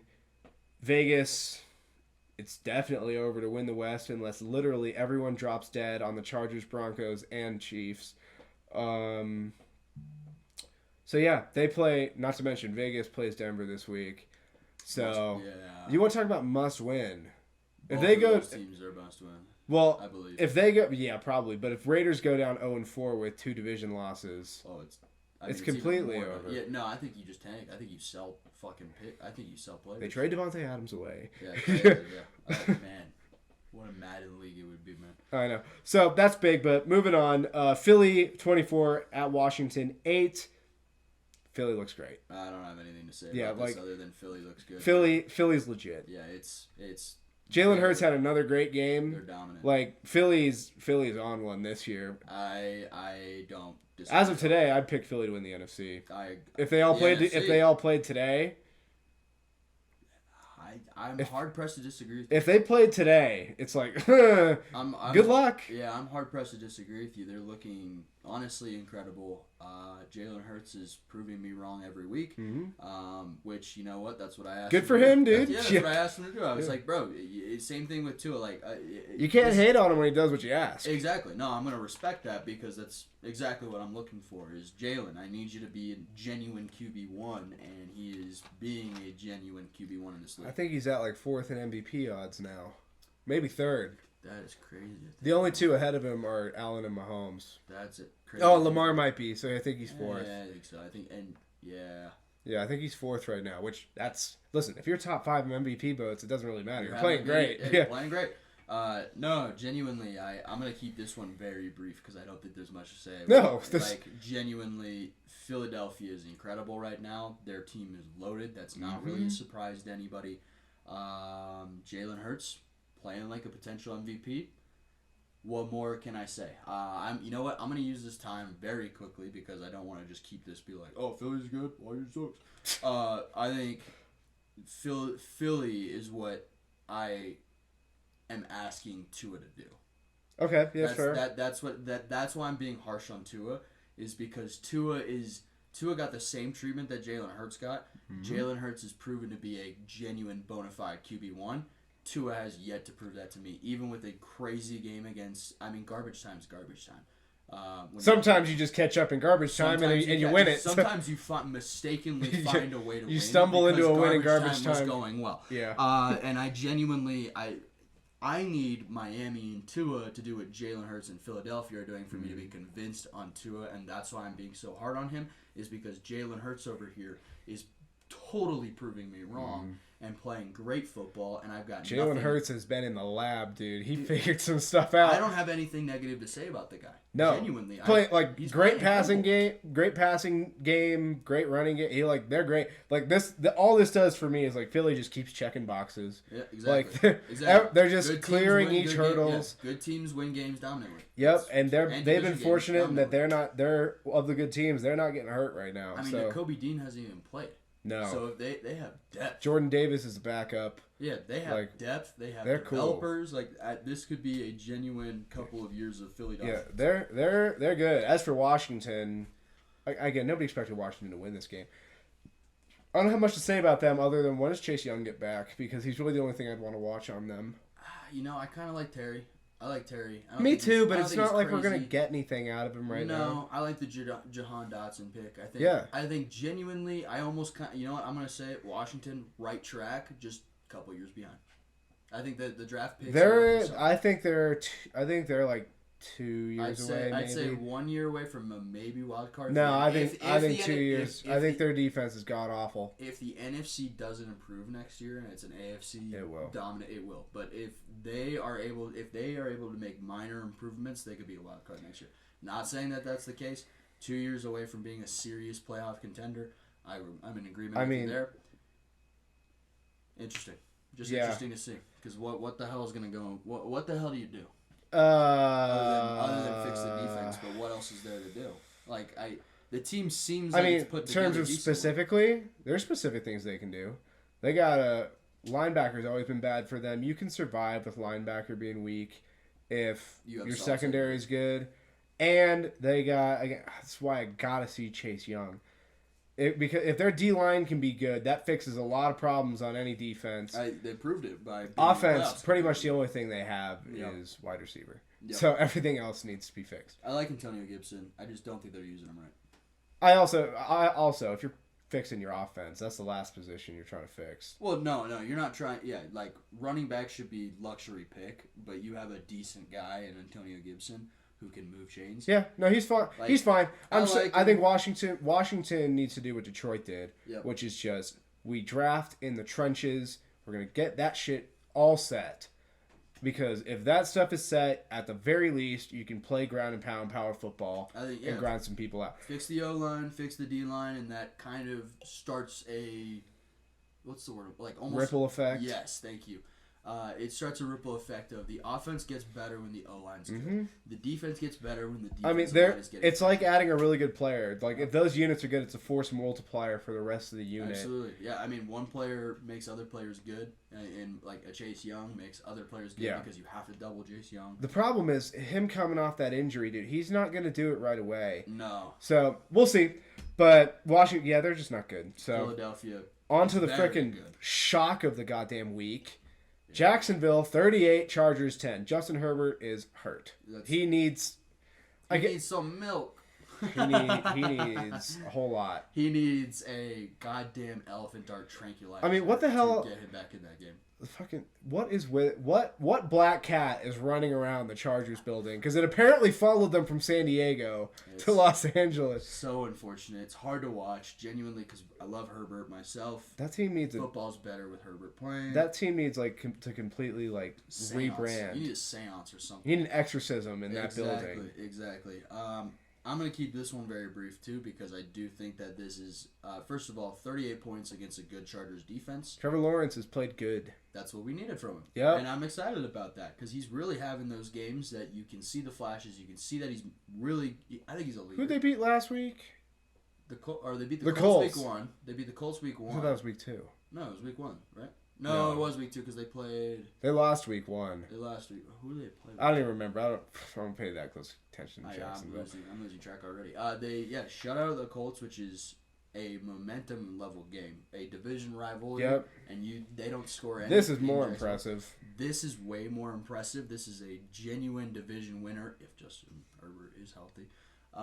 It's a loaded roster. It is a loaded roster. Even with the injuries, I think Joey Bosa ended up stepping out for a little bit. Did he end up coming back? Did he? I didn't get to watch this game either. I only get like limited games, so I go back later and go through everything. Well, I think I heard that he did get injured at one point, but this is a stacked Chargers defense, and the Jacksonville Jaguars torched it. Put up 38, and this is where I'm going to come back to. Doug Peterson has created a top 10 through week 3. Has created a top 10 passing offense in the league right now. First of all, great for Trevor Lawrence, like we said. Shout out Doug Peterson. I like seeing him have some success after old Dougie P. Yeah, you know what? I don't hate the guy. Zay Jones is looking good, career renaissance. Not saying he's anything special, but having a little bit of a career renaissance. Played well in Vegas last year. Yeah, he did. He was a big overtime guy last year. Absolutely, and then also best player in the 5th quarter in the league, Zay Jones. Absolutely, and that's all you need. And again, Christian Kirk, not worth the price tag, but playing well. Playing well like you should. So. I am, and James Robinson. Holy shit! Playing great after the Achilles injury late in the season. Well, I'm shocked that he's playing as great as he is, considering, or I'm shocked he's getting the touches he is, considering the ETN pick. Yeah, which I didn't understand when they did it, but I think they were genuinely trying to get a little bit of Joe Burrow, Jamar Chase. But it was a running back. Like, who gives a shit? Especially in the first round. Yeah, it's just like that, sort of bro. Whatever. You guys. It was a Jacksonville pick. Absolutely, well said. But you know what I'm saying? I mean, their first round picks this year looking pretty good. Trayvon Walker's playing okay. He's playing like oddly well off the line of scrimmage. Okay. Like he's playing really well in coverage, then like flashing a little pass rushing. Devin Lloyd though at middle backer, playing really good. Josh Allen is a monster, as we know. Yeah. But so some of those young Jags defensive pieces are playing well. Right track. If they play, I need to see like 2 more games from them to really believe it. But if they show like this, I pick them to win the South. I am willing to buy in on the hype train now. I'm okay with being wrong completely. I would love it if they did it. I would love it if they did it, which is why I'm willing to buy in right now. I want to see Jacksonville take it. I'm okay with them getting eliminated immediately. Shout out. I hope they play the Bengals. Dude, no matter who wins the AFC South, they're getting eliminated immediately. Absolutely. But you know what? It's good to see. It's good to see the Jacksonville Jaguars, after recovering from last year's just massive debacle where it just felt fucking awful that they were even a football team. I like it. I like competitive football. And I really do like seeing Trevor Lawrence play well. Oh, we're gonna get a nice barometer on them. They got the Eagles coming up. I don't expect them to win that game. I don't expect them to but win. if they don't, but if they look confident, confident, in a team like that, then I will have. Well, I mean, honestly, plenty of here good words for them. they're 2-1 right now. I think Right. Eagles brings them to 2-2, Right. and then they go Texans Colts.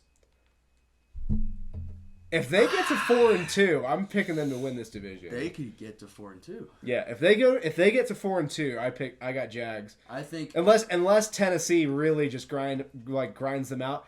I have lost all faith in Indy. I get what they did this weekend, and we'll talk about them, but I just don't believe in Indy. Oh my goodness, that's a team I completely missed on this whole thing. What the hell? Yeah, well, Is he even on here? probably not. It might have gotten lost on here, but we'll bring it up. We'll bring it. Let's just bring it up next, since we already talked about it. Yeah. So. Anyways, we're moving on, but shout out Jags. Well, hold on. I want to talk before we move on. Okay. We can do that. I want to My bad. address the Chargers really Okay. quickly. Justin Herbert can be hurt, and that might make the offense play worse. That's totally fine. That is not an excuse for that defense to give up 38 points to the Jacksonville Jaguars. Even if Jacksonville's ascending, they have a top 10 passing offense, whatever the hell you want to say, there is a reason that everyone thinks the Chargers defense is loaded. It's because on paper, the damn thing is. Yep.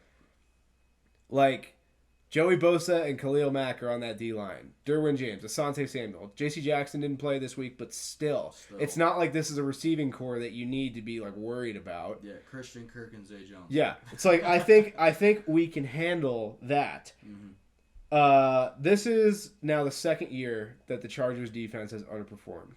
Brandon Staley is a defensive head coach. This is not a deal of, like, you went to a team that was bereft of talent. That stuff needs to be working. I have no idea why. Legit, I have no earthly idea why that stuff is not. They are so talented. Should be a closer game than this. Yes, even if that offense. Even if they lose. Yes, even if that offense is hampered by Justin Herbert's injury. You want to know what doesn't help that? Immediately getting him down by like 18 points. So now he's got to just throw you out of it when his ribs are no bueno. Yeah, he has plastic ribs right now. Yeah. So the Chargers defense, this was alarming. I think it's just a classic Chargers game. No, okay, but listen, we can't excuse that. You can say classic Chargers game against a lot of teams. Usually, the Chargers are going to charger in important games. This is not an important game. This is a game that you are supposed to just go through. That's fair. And I don't care if people are like, oh, Jacksonville might be better than you thought. Jacksonville might be better than you thought. Jacksonville's not a contender. Sure. So, and again, what the hell do the Jags have on offense that is like legitimately like, oh, we got to worry about that? You can say James Robinson. James Robinson's a running back. He's going to get the ball behind the line of scrimmage more times than not. Yeah. Christian Kirk is not a dangerous receiver by like number one receiver metrics. Like Evan Ingram's their tight end. Their O-line is rebuilding. Evan Ingram, I forgot about that guy. Yeah. So it's like, how the hell did the Chargers let that happen? Absolutely fair point. Great point. Like, and everyone's being being shocked by Jacksonville, but it's like, dude, you can't be. They are way too much talent. Have way too much talent. You want to talk about investing resources? They invested resources in that defense because their defense wasn't good last year, and now they've let Kansas City do it to them. A lot of teams that'll happen. Kansas City's going to get a lot of teams.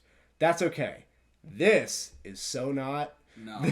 This is so not okay. This is alarming with some like red alert bells. Yeah. Right now. I mean, and then also the James Robinson thing. We talked about him going off. The Chargers were like the Bills last year in that you could just run on them. The Bills addressed it by bringing in big D tackles and like just Von Miller on the edge. They addressed the other edge with Khalil Mack. Their D tackles and their linebackers are so weak that if teams get ahead of them, they'll just run it out, and the Chargers can't do a damn thing about it. Their secondary might be good, sure, whatever you want to say, but they didn't play like it. And it's like that. This is concerning. And this is another thing of that they have a defensive head coach that's supposed to be able to do great things with a talented defense. And they've been awful twice. And they have a talented defense. Exactly. Yes. So if they miss the playoffs, Hot seat. I don't care. No, I'm saying you fire them. I'm with you. But I was going a little bit more generous. no, you cannot miss the playoffs twice in 2 years with this roster I'm with you. and keep your job. I'm with If you went to a rebuilding team, that's different. This is not a rebuilding team. You came to a team that was loaded and ready to go. Yep. I mean, again, Herbert's hurt. Fine, whatever. That would affect the offense. Your defense cannot do that. Yeah. No, I'm with you 100%. It is definitely red alert. Yeah. Chargers, what the hell? And again, you've made a great point.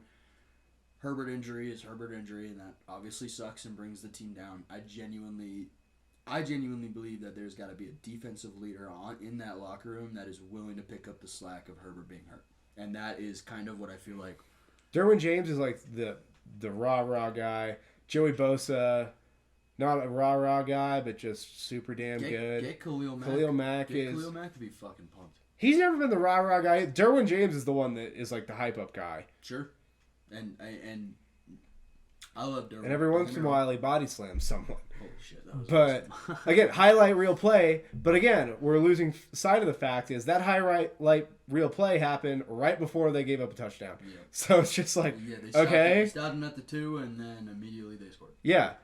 And, I mean, at some point, and again, like I said, I'm trying to eliminate the what-ifs with these teams as we go through. And right now, the thing with the Chargers is they still have absolutely no clutch gene, and their defense can still be had, even though there's no logical reason that should even be possible. Yep. Like, you could say they're weak up the middle in their front seven. Fine, dude. But that's why you have a great safety, great edge pieces, so that those guys can help cover up for it. That should not allow Jacksonville to go off for 38. I agree. It is, I just...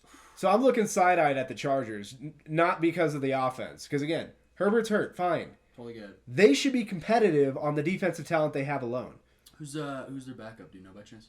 Quarterback? Yeah. Chase Daniel. Oh, my God. Incredible. The man, the myth, the legend. He's back. Yeah, exactly.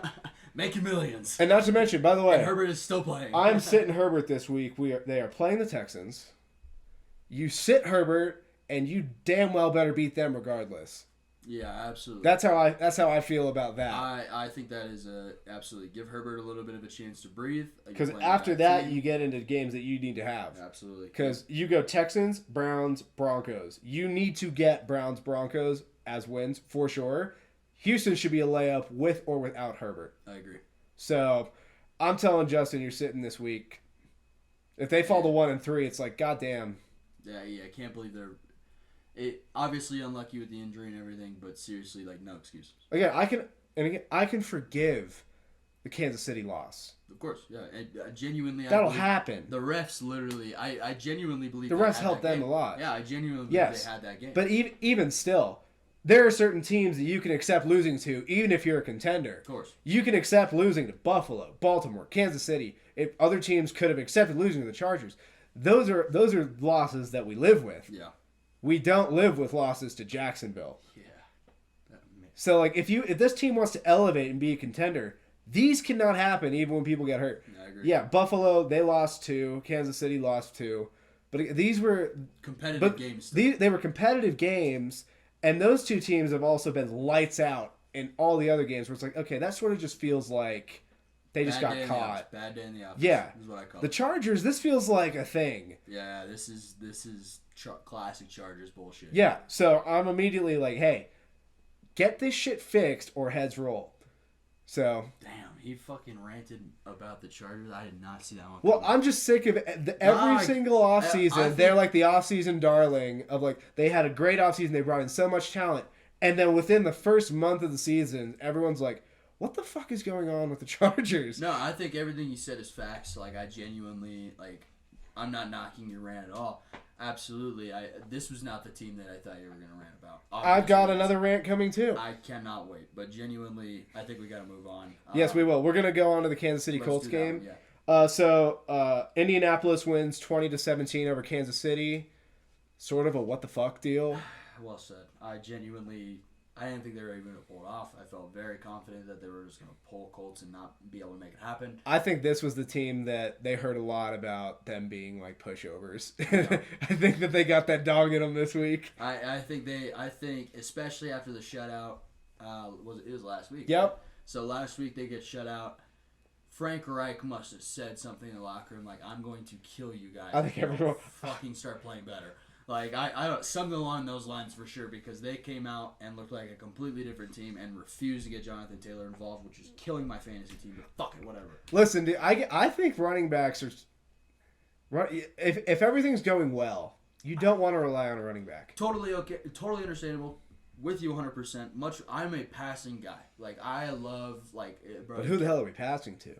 And that's and we have made that point multiple times with the Colts that they do not have the guy to pass to. Yeah. I love Pittman. I love the Alec Pierce pick, but a rookie guy being wide receiver 2 is bold.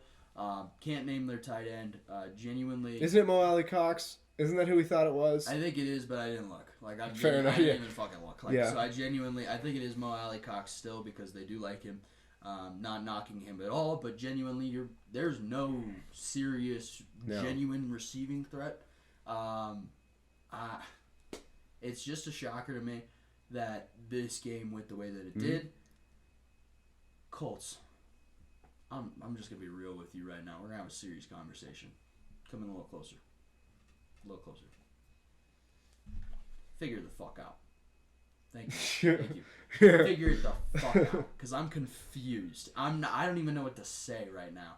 And as somebody who is literally not drafted, kept Jonathan Taylor in my league because we do keepers, just get him the ball.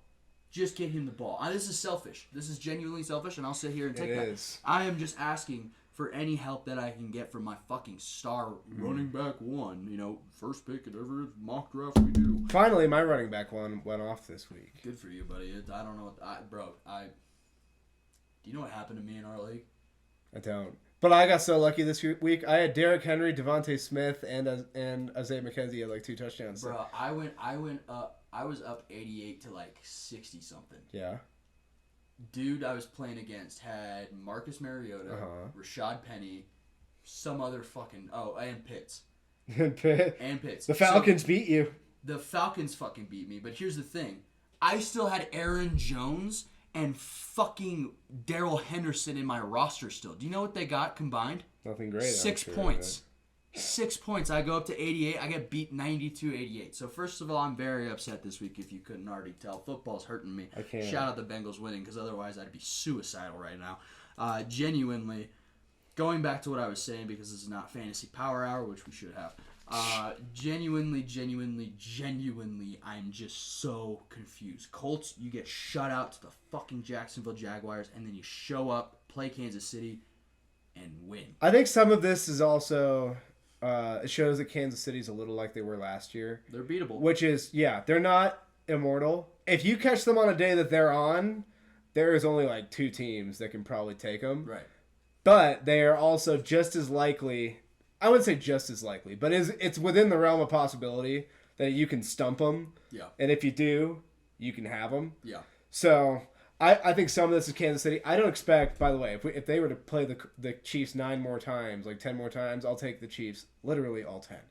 But yeah, and I think they win 9 out of 10 times. Yeah, you got the one. You got the one. Yeah, and they that's caught all the you one. Needed, Yeah, so. But Indianapolis. I'm not convinced. Still not. No, convinced. this is another one where I'm like, okay, you guys again. 3 weeks, you've looked good once, so I'm gonna say the same thing I did about Cincinnati. Until I see this again, I still think you're not good. Sure. Yeah, I mean, it was a freaking shocker, though. Bonkers. Shocker. I mean, you want to talk about shocking? The AFC South swept the AFC West this week, so it's like yeah.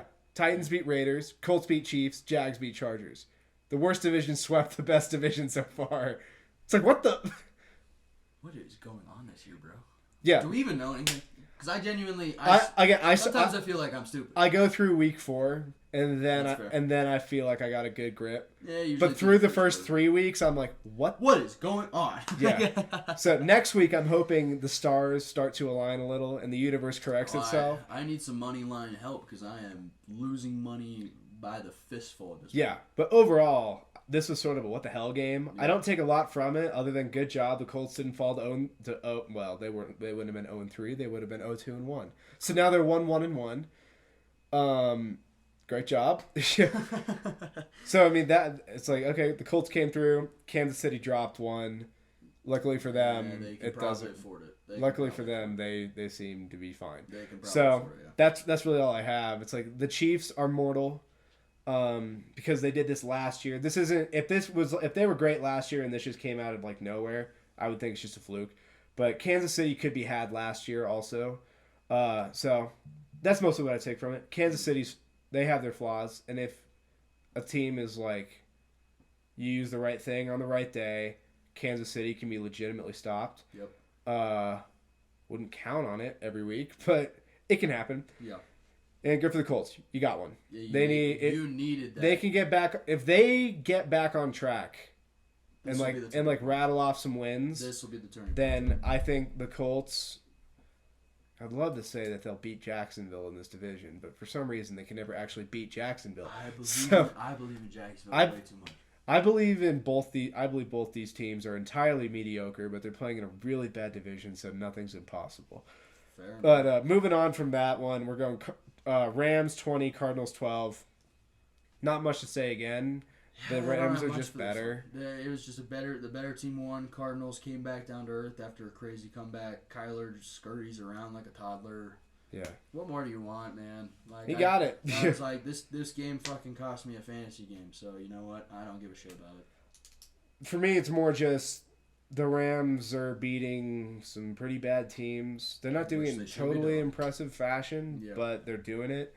Getting it done. Cardinals, they're just not good. So, it's what it is. You pulled off a great one against the Raiders, a really crazy comeback. Good on you. You got it. But those aren't things that you rely on throughout the year, and the Rams didn't let them do it. So, game over. Still a one-possession game, technically. But it didn't feel that way. Yeah. So, Rams are goodish. Like the Rams will potentially win the NFC West just because who knows what Jimmy G's able to pull off, especially after this week. I have my doubts. I'm genuinely, as somebody who's been... You have your doubts? I have my doubts as somebody who has literally been like, oh, let Jimmy G breathe, bro. Like, no, genuinely. I have my doubts as someone that has no faith. Watching that game physically took years off my life. But we'll talk about it in a little bit. Your life. As a football fan, I was affected. I can't imagine as a fan how you feel. Oh, my God. But I'm going to hear about it very soon, so I'm excited. Like I said, good show today. Genuinely... The Rams are doing what they need to. Good teams beat bad teams, but I am not convinced that LA is nearly as good as everyone. No, they're not a contender. I don't think they beat Philly. No. Because I think Philly today is the class of the NFC. So it's looking good. So I'm going to get off this game right away because, frankly, I don't like either of these teams, and this game was pretty boring. Yeah, so, I honestly hated this game, to be On honest. to the game of the Bad Birds, as in they're both bad teams. Atlanta 27 went to Seattle and beat them 27-23. Predicted this one. Seattle's not good at all, and Atlanta's been like scrappy enough times where I was like, they'll probably get this one, and they did. So good for them. Not a ton to take away again in terms of these are two bad teams, but this time I flipped the coin and got it right. Fair enough. Some of this was a little personal bias of God. I hope they just kick the shit out of Seattle. Fair enough. I am definitely slightly interested that the Falcons look decently better than I expected them to be this season. Mm-hmm. That being said, my expectations for them were like 2-15. We're like the worst team in the league. And I think they are a solid maybe 5-12 team. That sounds right. Yeah, I don't think this is a crazy like, oh, great win, Falcons. You really proved that you got... Way to pull one out, boys. Way to pull one out against the fucking Geno Smith-led Seahawks, dude. Yeah. Genuinely, I think this is still a 5-win team, and they're just knocking out the wins just got early. one of the 5, yeah. One of the 5 early. Yep. But I will say I am a little bit impressed with the fight the team has put up. I thought this was a dead-in-the-water team. And almost having the win against New Orleans... playing decently. Almost making the 28-3. I still can't believe that they didn't make the 28-3. That would have been so great. It would have broken the curse. But that right there is why I don't think they're more than a 5-win team. But hey, they're playing competitively. We've been giving the Lions a little bit of credit. I don't think this is a team on the same level of like the Lions are exciting now, and they're on the right direction. This is a collection of interesting weapons that shouldn't fit, but they're doing enough interesting things to rattle off some points. Yeah, it's like a jigsaw. It's like a jigsaw puzzle that is like our tight end plays wide receiver. Our running back's a former wide receiver. Everybody's playing out of position. And we're just going to create mismatches from it. Feels like a completely shitty team, and yet they are genuinely putting up some points. Yeah. That's all I'm really going to say here is that I think 23 points by Seattle is misleading. I'm just going to laugh at the fact that Seahawks fans thought that they were going to be competitive. They were just like, oh, we're not going to be as bad as everyone's saying. Yeah, you are. I saw it. You're just as bad as everyone said. I saw a Seahawks fan on Twitter who's like, we have a chance to rattle off like 3 or 4 wins. And I was like, bro, in like, what fucking world? What are you smoking, dude? Where can I get some? But genuinely, this went how I thought it would. A little bit closer than expected, but genuinely, this 23 points by Seattle is honestly misleading. They shouldn't have even been close. Yeah. Yeah, 2 bad teams, but the better bird won. I guess, so, yeah. Green Bay 14, Tampa Bay 12. I wanted to take away more from this game than I did, but Tampa has no weapons. So it's sort of like if these teams play again, it'll just be completely different teams. Yeah, no, it's I don't have much to say about this one either. Fuck. I mean, this game went exactly how you thought. It's like neither one has dynamic weapons. They both have good defenses. This is going to be a low-scoring, gritty, ugly affair, and whichever one makes one more play wins. And that's exactly how it went. The Buccaneers linebackers are way too athletic for Aaron Jones to have gone off. I don't need him to go off. I needed 9 fucking You're like, I needed like 3 catches. I needed 6 catches for 10 yards. Yeah. And I needed 30 and I needed 30 rushing yards. Like I needed fucking nothing. It's a lot to ask. But yeah, it's sort of Green Bay, good job. You want an ugly, nasty game. They're 2-1. Which in previous years I feel like they wouldn't have won. Yeah, maybe. They would win shootouts, but then ugly, nasty games against teams like this, they would find a way to lose. Genuinely, not much to take away. I think both teams are going to look a lot different when they meet again. If they meet in the playoffs, which I think will probably happen. It's possible. I think they'll both get there, but yeah, Tampa, they didn't have their top. Is it 3? Yeah, Gage would have been their 4th. Something like that. Yeah. So, yeah, Tampa, no top 3 receivers, no win. And now they're going through a hurricane, and we'll see if they're able to play Kansas City on time or not. Because the game was supposed to be in Tampa. Was it? Yeah. Are they able to just switch it to Kansas City? No idea. I just know that the Buccaneers just got evacuated from Tampa. So. Yeah, well, so it's Tom Brady, man. What am I supposed to do? We'll see. I mean, last year they did something like this for the Saints. They ended up playing in Jacksonville. They were able to switch the venue. They would not move it to Kansas City. No, because that's just unfair. Yeah. They'd probably find some neutral spot down there. Maybe they'd move it. Yeah. I don't know. Maybe they play. I was gonna say maybe they go to Atlanta. I was gonna say maybe they play in the Superdome. Yeah. If the Saints are playing at home. I think the Saints would be like, no, we don't let them play here. Yeah, that'd be interesting. But I think because the division rivals no, go fuck yourself. I think they would look for somewhere else in the South. They'd probably go. I don't think they definitely wouldn't go down to Miami. No. I think they'd try to get out of Florida for it, just to be safe. I think you'd probably be looking somewhere like Carolina, maybe Tennessee. Yeah. Maybe Atlanta. It'll be throw them in a dome or something like that. But I don't know. Yeah, I think if it goes on, it doesn't go on in Tampa, and you probably get out of Florida. But you're damn sure not going to Kansas City. Yeah, no, not at all. But I will say I'm not worried about either team only putting up 2 touchdowns ish. There's too many like I said. I was trying to get rid of like the contingency things and the what ifs. Some games you can't. Yep. It's like they were legitimately missing all their guys, and they're not out for the year. They're just out for like 2 weeks. Yeah. Godwin might even be back next week. Yeah, Julio Evans is back next week. Yeah. So it legitimately might be like the next week everyone's back. It's not like this is a lengthy thing. Yeah. So it's one of those games where you just say, all right, Or- Green Bay got the win. Cool. If they play again, it'll be completely different teams. Yeah, you throw your hands up and you say, well, if they meet in playoffs, it'll be more fun, hopefully. Yeah. So we're going to move on past that one to Sunday Night Football. I would like to move on to Monday Night Football. I want to end with San Francisco's game. Oh, So let's go to Monday night. great. Okay. I want to end my night on a high note. Okay. Great. That's what you get. It's very low. It's a low note. Very quick. All right, so Monday night was a battle in the NFC East. We got Dallas at the Giants. Dallas won 23-16. Cooper Rush it- trying it's to ju- beat Dak. It's just sort of the Giants just came back to where they're supposed to be. The Giants are not a good team. Yeah, no, I love the direction with Dayball. Don't know if Daniel Jones is the move. Kenny Galladay get them. Saquon's on one this year though. Yeah, Saquon looks good again. Saquon came in this year PO'd. He Yeah, was not happy. He was not happy that people are questioning who this guy is. No. He's him. He is a great player. He's a Unfortunately, stud athlete. you're on the Giants. On a bad team. If the Giants end up completely being like 2-7 or whatever, or 2 and like whatever the fuck 4-6 whatever. Whatever it is. By the time the trade deadline comes, They wouldn't trade him this year. They would trade him in the offseason. maybe they trade him off season. Yeah. They would trade him when they can get assets they can use right away. Fair enough. Good for them. If they are able to figure that out. Saquon looks really good. Anybody who picked him in fantasy is very happy. We'll see. Hopefully, fingers crossed, he's able to stay healthy because that does seem to be his issue, but it does look pretty good this year that he's probably going to be okay.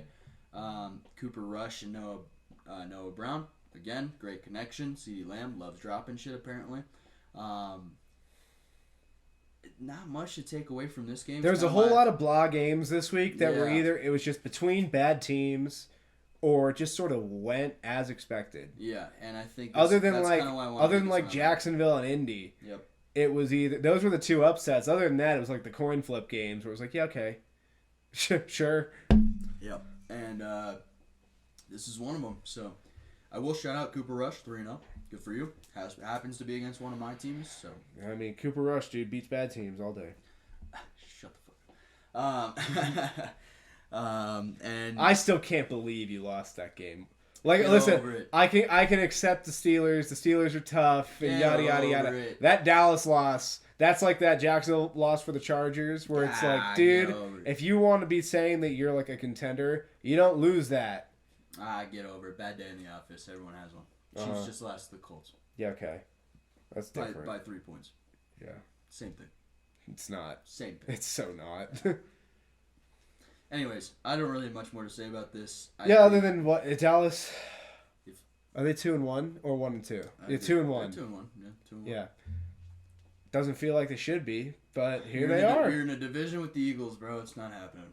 That's simple. Cooper Rush is not gonna take down Jalen Hurts in that roster. So. If that happens in the next few weeks, I'm officially going to be like, this. There's no way to predict this. You know what? If Cooper Rush beats the Eagles, I would like a apology on camera for what you said about the Bengals losing to the Cowboys. I'll literally never apologize. Yeah. No, I will never I want that. apologize. There's like a 1% chance that happens. You can't agree to that.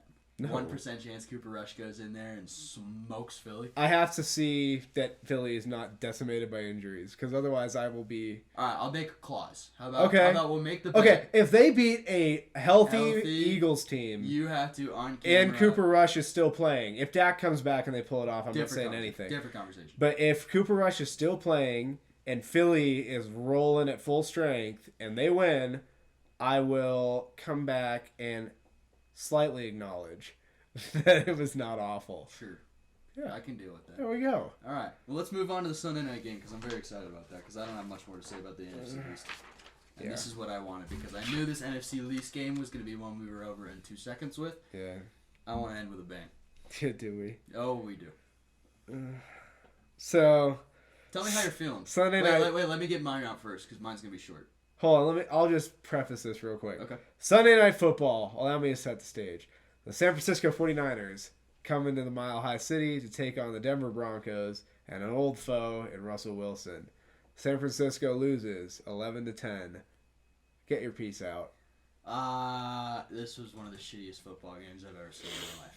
I'm going to be completely honest. Watching, we'll get there, but watching Jimmy G step out the back of the end zone and then throw a pick six, which was genuinely. I just can't even fucking deal with this like guy. I genuinely just had to have a moment where I was like, that was literally potentially The single worst play I've ever. Thank you. That's exactly. Like I genuinely. Oh my god, it looks awful. I have been beating a dead horse. This fucking literally all season long so far. Of that, I think Russell Wilson and Nathaniel Hackett are perfect for each other when it comes to being mid, and they proved it one more time. I'm sure Javonte Williams fantasy owners are very stoked about the only Broncos touchdown going to Melvin Gordon. Anybody who has any It's not like either of those backs were doing anything all night anyways. It is a classic situation where Russ gets bought out, it almost feels like. Oh my god. And it just so happened that it had to be against a monumentally important team to one of my good friends here. So I'm going to just repeat what I've been saying. Hackett should be fired by the end of the season. Russell Wilson, $250 million, overpaid in draft capital. Do you hear the joke Eli Manning made? Absolutely, I did. Should have paid $250 million to the punter. Absolutely, the punter is just fucking smoking every team because he's got to be on the field more than anybody. So, genuinely, Broncos fans, I would not be stoked about being 2-1, especially when they're not. Yeah, they're not 2-1. They're not stoked about it. Trust me, they are not happy. From the few Broncos fans that I've been antagonizing in my group chat and absolutely having a blast with, and this is somebody who's 1-2 against 3 bad teams. I am literally roasting the shit out of Broncos fans, and when they come back at me, they can't touch me. That's how bad you guys are. Russell Wilson putting up 44 points in 3 weeks is fucking egregious. You can make the excuse attack it all you want. I don't care. He's supposed to be a future Hall of Fame quarterback. Tell the coach to shut the fuck up and play football. Also, one last thing, because I fucking have to. Russell Wilson is the most cringiest guy on the fucking planet. I don't know how you can reflect. Let's ride. Well, did you see the sandwich video? I'll send it to you after this. What, is it him getting sandwiched in the shower with his O-lineman or something? I really wish. Because that would prove everything that I'm right. No, he made a Subway sandwich TikTok, like sponsored, and it is fucking terrible. It is painful to watch. He is being completely shredded apart as per usual on the internet. Lots of people are coming of the opinion that he is a cringe lord, and it is Broncos fans are trying their hardest to just deal with the fact, but I think it makes it 10 times worse when your quarterback puts up 11 points, like I said, 44 points in 3 weeks, and then hops on TikTok with some of the shittiest fucking content I've ever seen in my life. So not only are you losing off the field, you are barely pulling it together on the field, and when you have, I genuinely think the first win for the Raiders comes against you guys, and it's not. I think Josh McDaniels has a little bit of a bone to pick, a little bit angry. He's going to want to figure something out. And this Broncos team is not inspiring at all. So that being said, as you all know how I feel about the Broncos, take the floor. This game was so irrationally upsetting. Did you end up going? No. Good for you. I didn't want to spend the money. Good for you. But save yourself. Listen, I lose the same way that I win. I lose defiantly. Like, I will. You can say whatever you want to me. I will never once be like, yeah, I'll concede this to you. No. Whenever people talk shit about me, even when I lose, I'm like, I'll fucking kill you. You should be saying that to Jimmy G after that step out the I was saying so many worse things to Jimmy G. Oh my god. Okay, let me get the positives out of the way. Our defense is really fucking good. Yeah. 3 games now, we've absolutely shut people down. That's about where the positives end.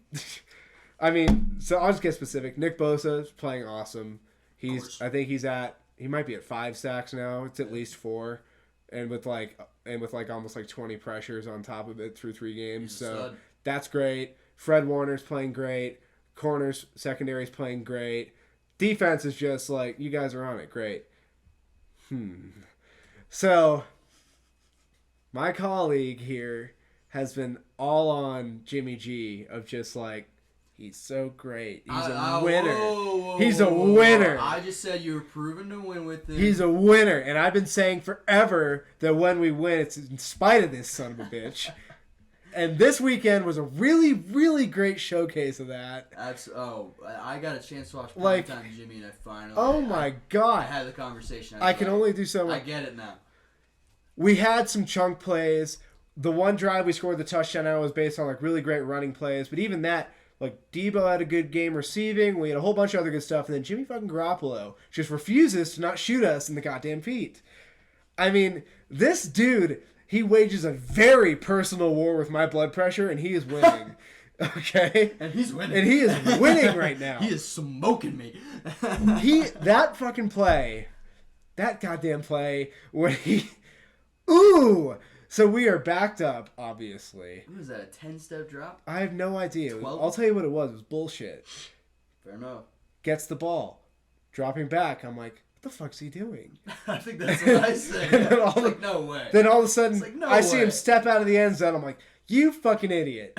And then he throws the ball, as if I didn't think he was already a fucking idiot. He throws the ball right to a defender. Touchdown. I'm like, Jesus Christ, I never thought I'd be happier to see a safety. And guess what the difference in that motherfucking game was? That safety. Yep. I mean, it's a tie game, most likely. It would be, Yep. but it's fine. It doesn't mean we lose. Yep. Ooh, this guy.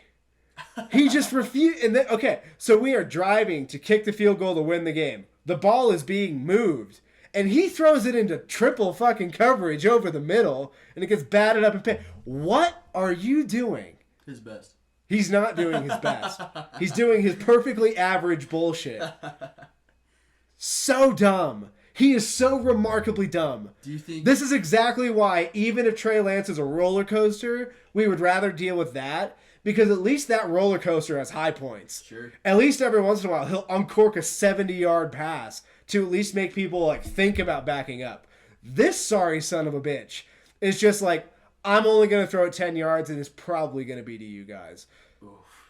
Like, everyone's like, oh, Trey Lance might make a boneheaded play. What does he do? This dude caused a safety and a pick six on the same play. How do you do that? How do you fucking By do being that? remarkably stupid. He is so ridiculously dumb. Oh my God. Like, this is a game that was so there for the taking. Like, we held them to, realistically, 10 points. Because, like, I'll concede if the safety doesn't happen, they just kick the extra point instead of going for two. Right. So, realistically, we gave up 10 points. That should be enough to win. Usually you win those games. When you're on the road and you hold the home team to 10 points, everyone's like, oh, the Broncos defense, this and that. We moved the ball. But then we would just be like, full start, delay game. Jimmy G just stands back there like a total dipshit.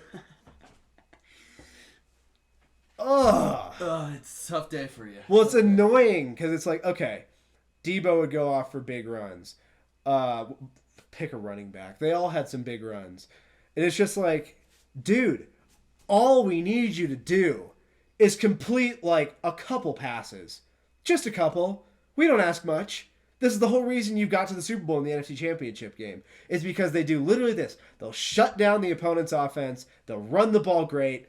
All you have to do is not absolutely shit your goddamn pants. And he just refuses. He's like, no, I'm good. Sounds about right. He's such an idiot.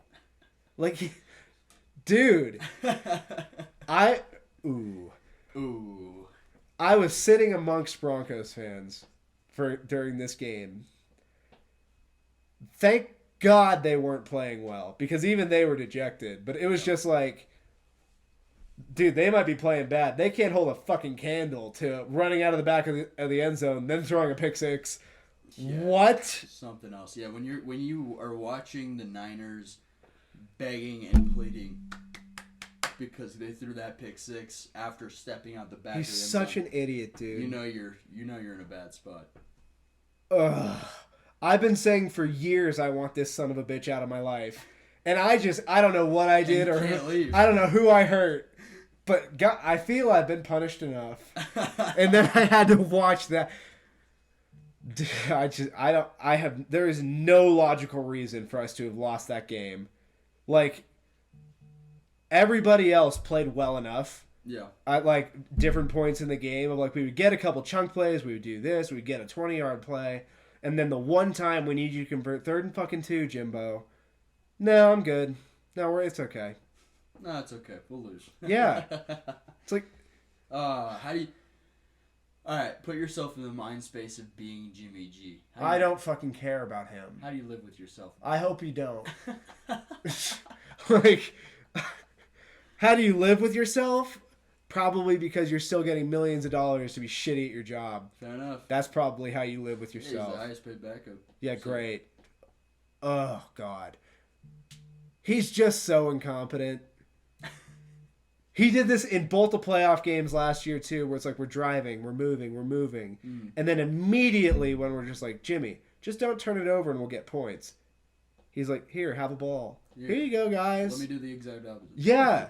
And he did it again last night, where it's like, dude, even in spite of all the dumbass stuff he did, we're driving to kick the field goal, and he throws it right at 3 defenders.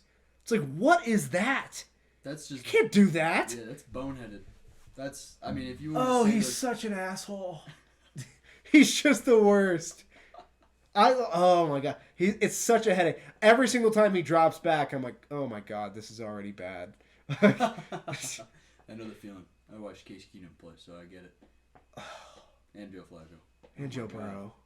When I watch Joe Burrow, that is one thing where, like, obviously, you know, good joke, but, like, genuinely, like, that was genuinely, like, when I watched Joe Burrow step back, until I watch something catastrophic happen, which sometimes it does. Which 2 of the last 3 weeks it did. It happens.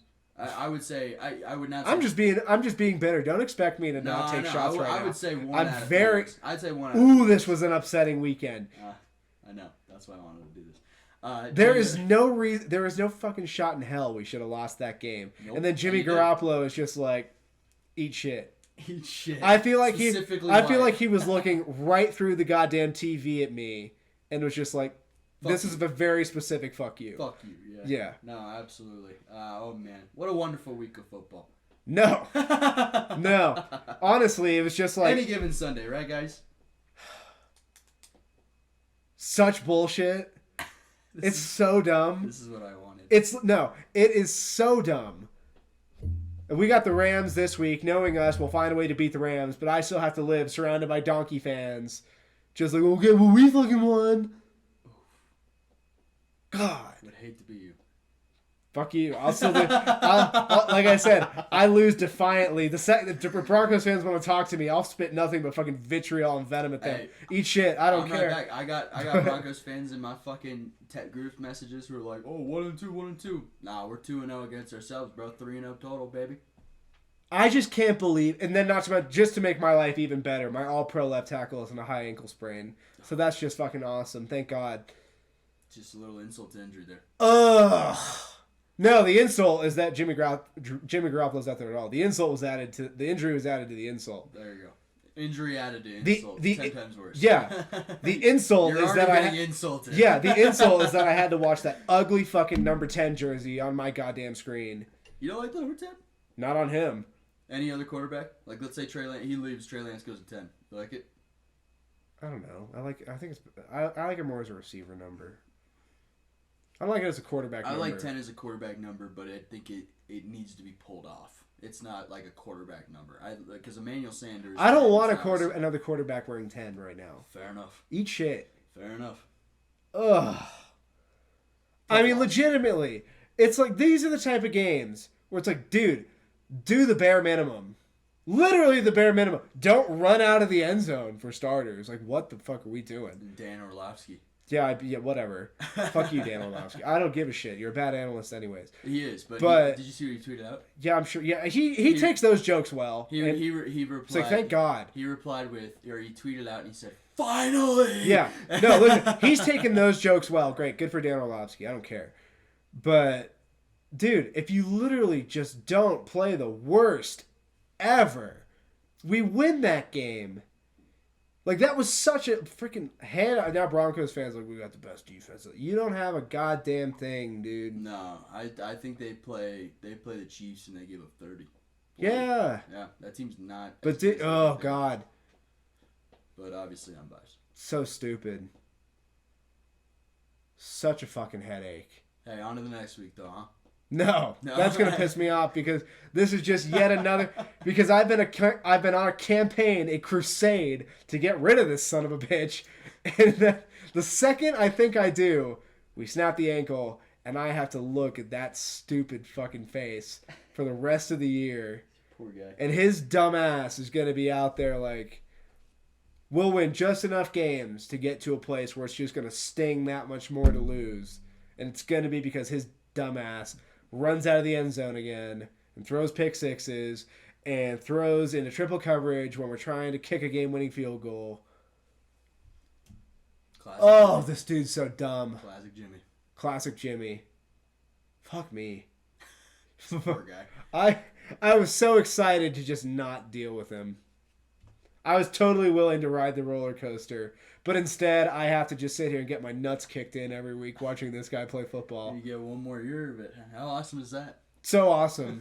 It's so amazingly awesome. I'm just so goddamn happy about this. Of course. If I never watch him play quarterback again, it'll be too soon. Fair enough. This goddamn guy. Oh, You poor guy.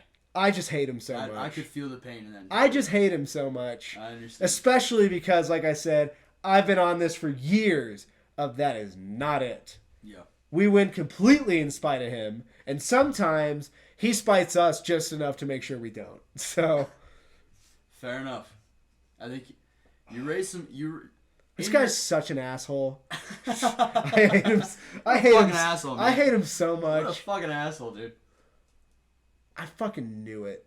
As that game was going on, I'm like, yeah, we can shut them down the whole time, and that's all well and good. Then he ran out of the end zone. I'm like, you gotta be fucking kidding me. It's over. It's like, if you literally just don't do that, I'll trust our defense enough to be like, okay, we'll stop them basically every time. Because it took legitimately the entire first quarter to get a first down. Yeah, no. It's like... They went. You can't ask much more than that. Other than the field goal drive and the touchdown drive, they didn't move the ball at all. Yep. All you had to do was just not be fucking useless. But he's fucking useless. So here I am having to hold this goddamn L when I should be fucking rubbing Broncos fans in the goddamn ground. I hate this so much. Oh, I know. It's so annoying. Oh, I know. My phone was blowing up from Broncos fans. I was telling them all to just like fuck off and die. I bet. It's like, I hate you all. I almost texted you. I genuinely almost texted you. I was like, I'll see you. John texted me right away. I know. I literally was like, I'll see him Tuesday. Yeah, John texted me right away, and I was just like, God damn it. Yep, you knew that one was coming. Oh, I knew that one was. Knew that one was coming. I knew that was coming because I've been talking shit to him that whole week. Yep. Yeah. Yep. Anyways. Ugh. I genuinely think it's to put it a little bit of perspective, a little bit of a happy note at the end here, because I know you're hurting over there. There are plenty of positive ways for me to spin this. I am just so pissed that this goddamn guy's in my life again. That's completely valid, which is why I wanted to hear this rant, because it was perfect. I feel so validated and justified for my rants on Drew Lock and everything, because you have to deal with this, and it's perfect. It's exactly what you deserve. It's not exactly what I deserve. Oh, absolutely. I didn't do anything to deserve this. Absolutely, this is what you deserve. No, I did not. You get one more year. This. The hell do you mean? What did I do to you? You hate on my team and my players constantly. I didn't hate on them. I've been very logical about them. No. Yes. No, you pick you go out of your way to fucking spite me specifically. Really? First of all, I go out of my way to spite everybody. I know, that's your thing. Equal treatment. Oh, absolutely, and I appreciate the equality. I have tried to be very logical with you and your team because you are so hard the other way. I'm very emotional. Oh, I love it. I try to be rational with my team. This week I'm just pissed. And that's okay. I think that's justified. This week it's like, come on. I'd be mad too. It's like, fucking really? Like, you want to talk about doing everything you can to, like... Really? Like, you want to talk about doing everything you can to shut down an offense. Like, we put the clamps on those sons of bitches. And then he's just like, interception, safety. Thank God it's a safety, because otherwise it's a pick six. One, yeah. I never ever want to be happy that we got a safety ever again. But this son of a bitch just makes me have to deal with it. Oh, there's no reason that this should have happened. And here I am having to look at him as everyone's like, oh, he's so pretty to look at. I'm like, I hope somebody really smashes his face in 1 week. Tough. It's so dumb. All right, well, I'm gonna end this on a positive note really quickly. Allow me to pretend to be you for a second and be the rational fan here. Defense looks unstoppable. Looks great. Rough week, obviously. That's an understatement. Oh my God. Who do you play next week? Rams. Right, you told me that. I think you guys bounce back. I think it's just a bad day in the I office. fucking hope so. And not only was it a bad day in office, but you lost the account. That's how bad of a day Yeah. office was. So, Oh my God. at least you know Jimmy G's not the answer anymore. I mean, I already knew this. Yes, I know you did, but let's put it this way. Very clearly, the Niners are never going to bring Jimmy G back for the... Like, I think there's one game... Do not tempt fate like that. I've been saying that for 3 years. I'm like, there's no way. No way. There's no way. No fucking It way. happens. There's no way. It happens Yeah. again. No way. No way. Still happens. Yeah, and then it's like, all right, we're finally replacing him. Injury, and he's back. Man, I can't even imagine. Oh God, this is the worst. You poor guy. This is the worst. I feel like Ron Burgundy right now. Like I'm in a glass cage of emotion. This has honestly been one of the best nights of my life. It's so dumb. To deal with dickhead Donkeys fans now. Hey, you and me both. Welcome to the club. Ooh. It sucks. They Broncos fans are delusional. No, they can talk all the shit they want. I'm gonna be so mean. Still delusional. I'm gonna be so goddamn mean. I don't even care. Fuck you guys. Tell them, not me. Oh. I don't even. I think he's losing. I think he is losing. He's losing it. It's so dumb. That's all I can do. That's the only way I can describe. We should never have been in this situation. The amount of like sheer bullshit that had to conspire for this night to have happened is so ludicrously stupid. And yet here we are. Oh my God. Wrap this shit up. Alright. Well, guys, that's going to do it for us. We had a great time. At least I did.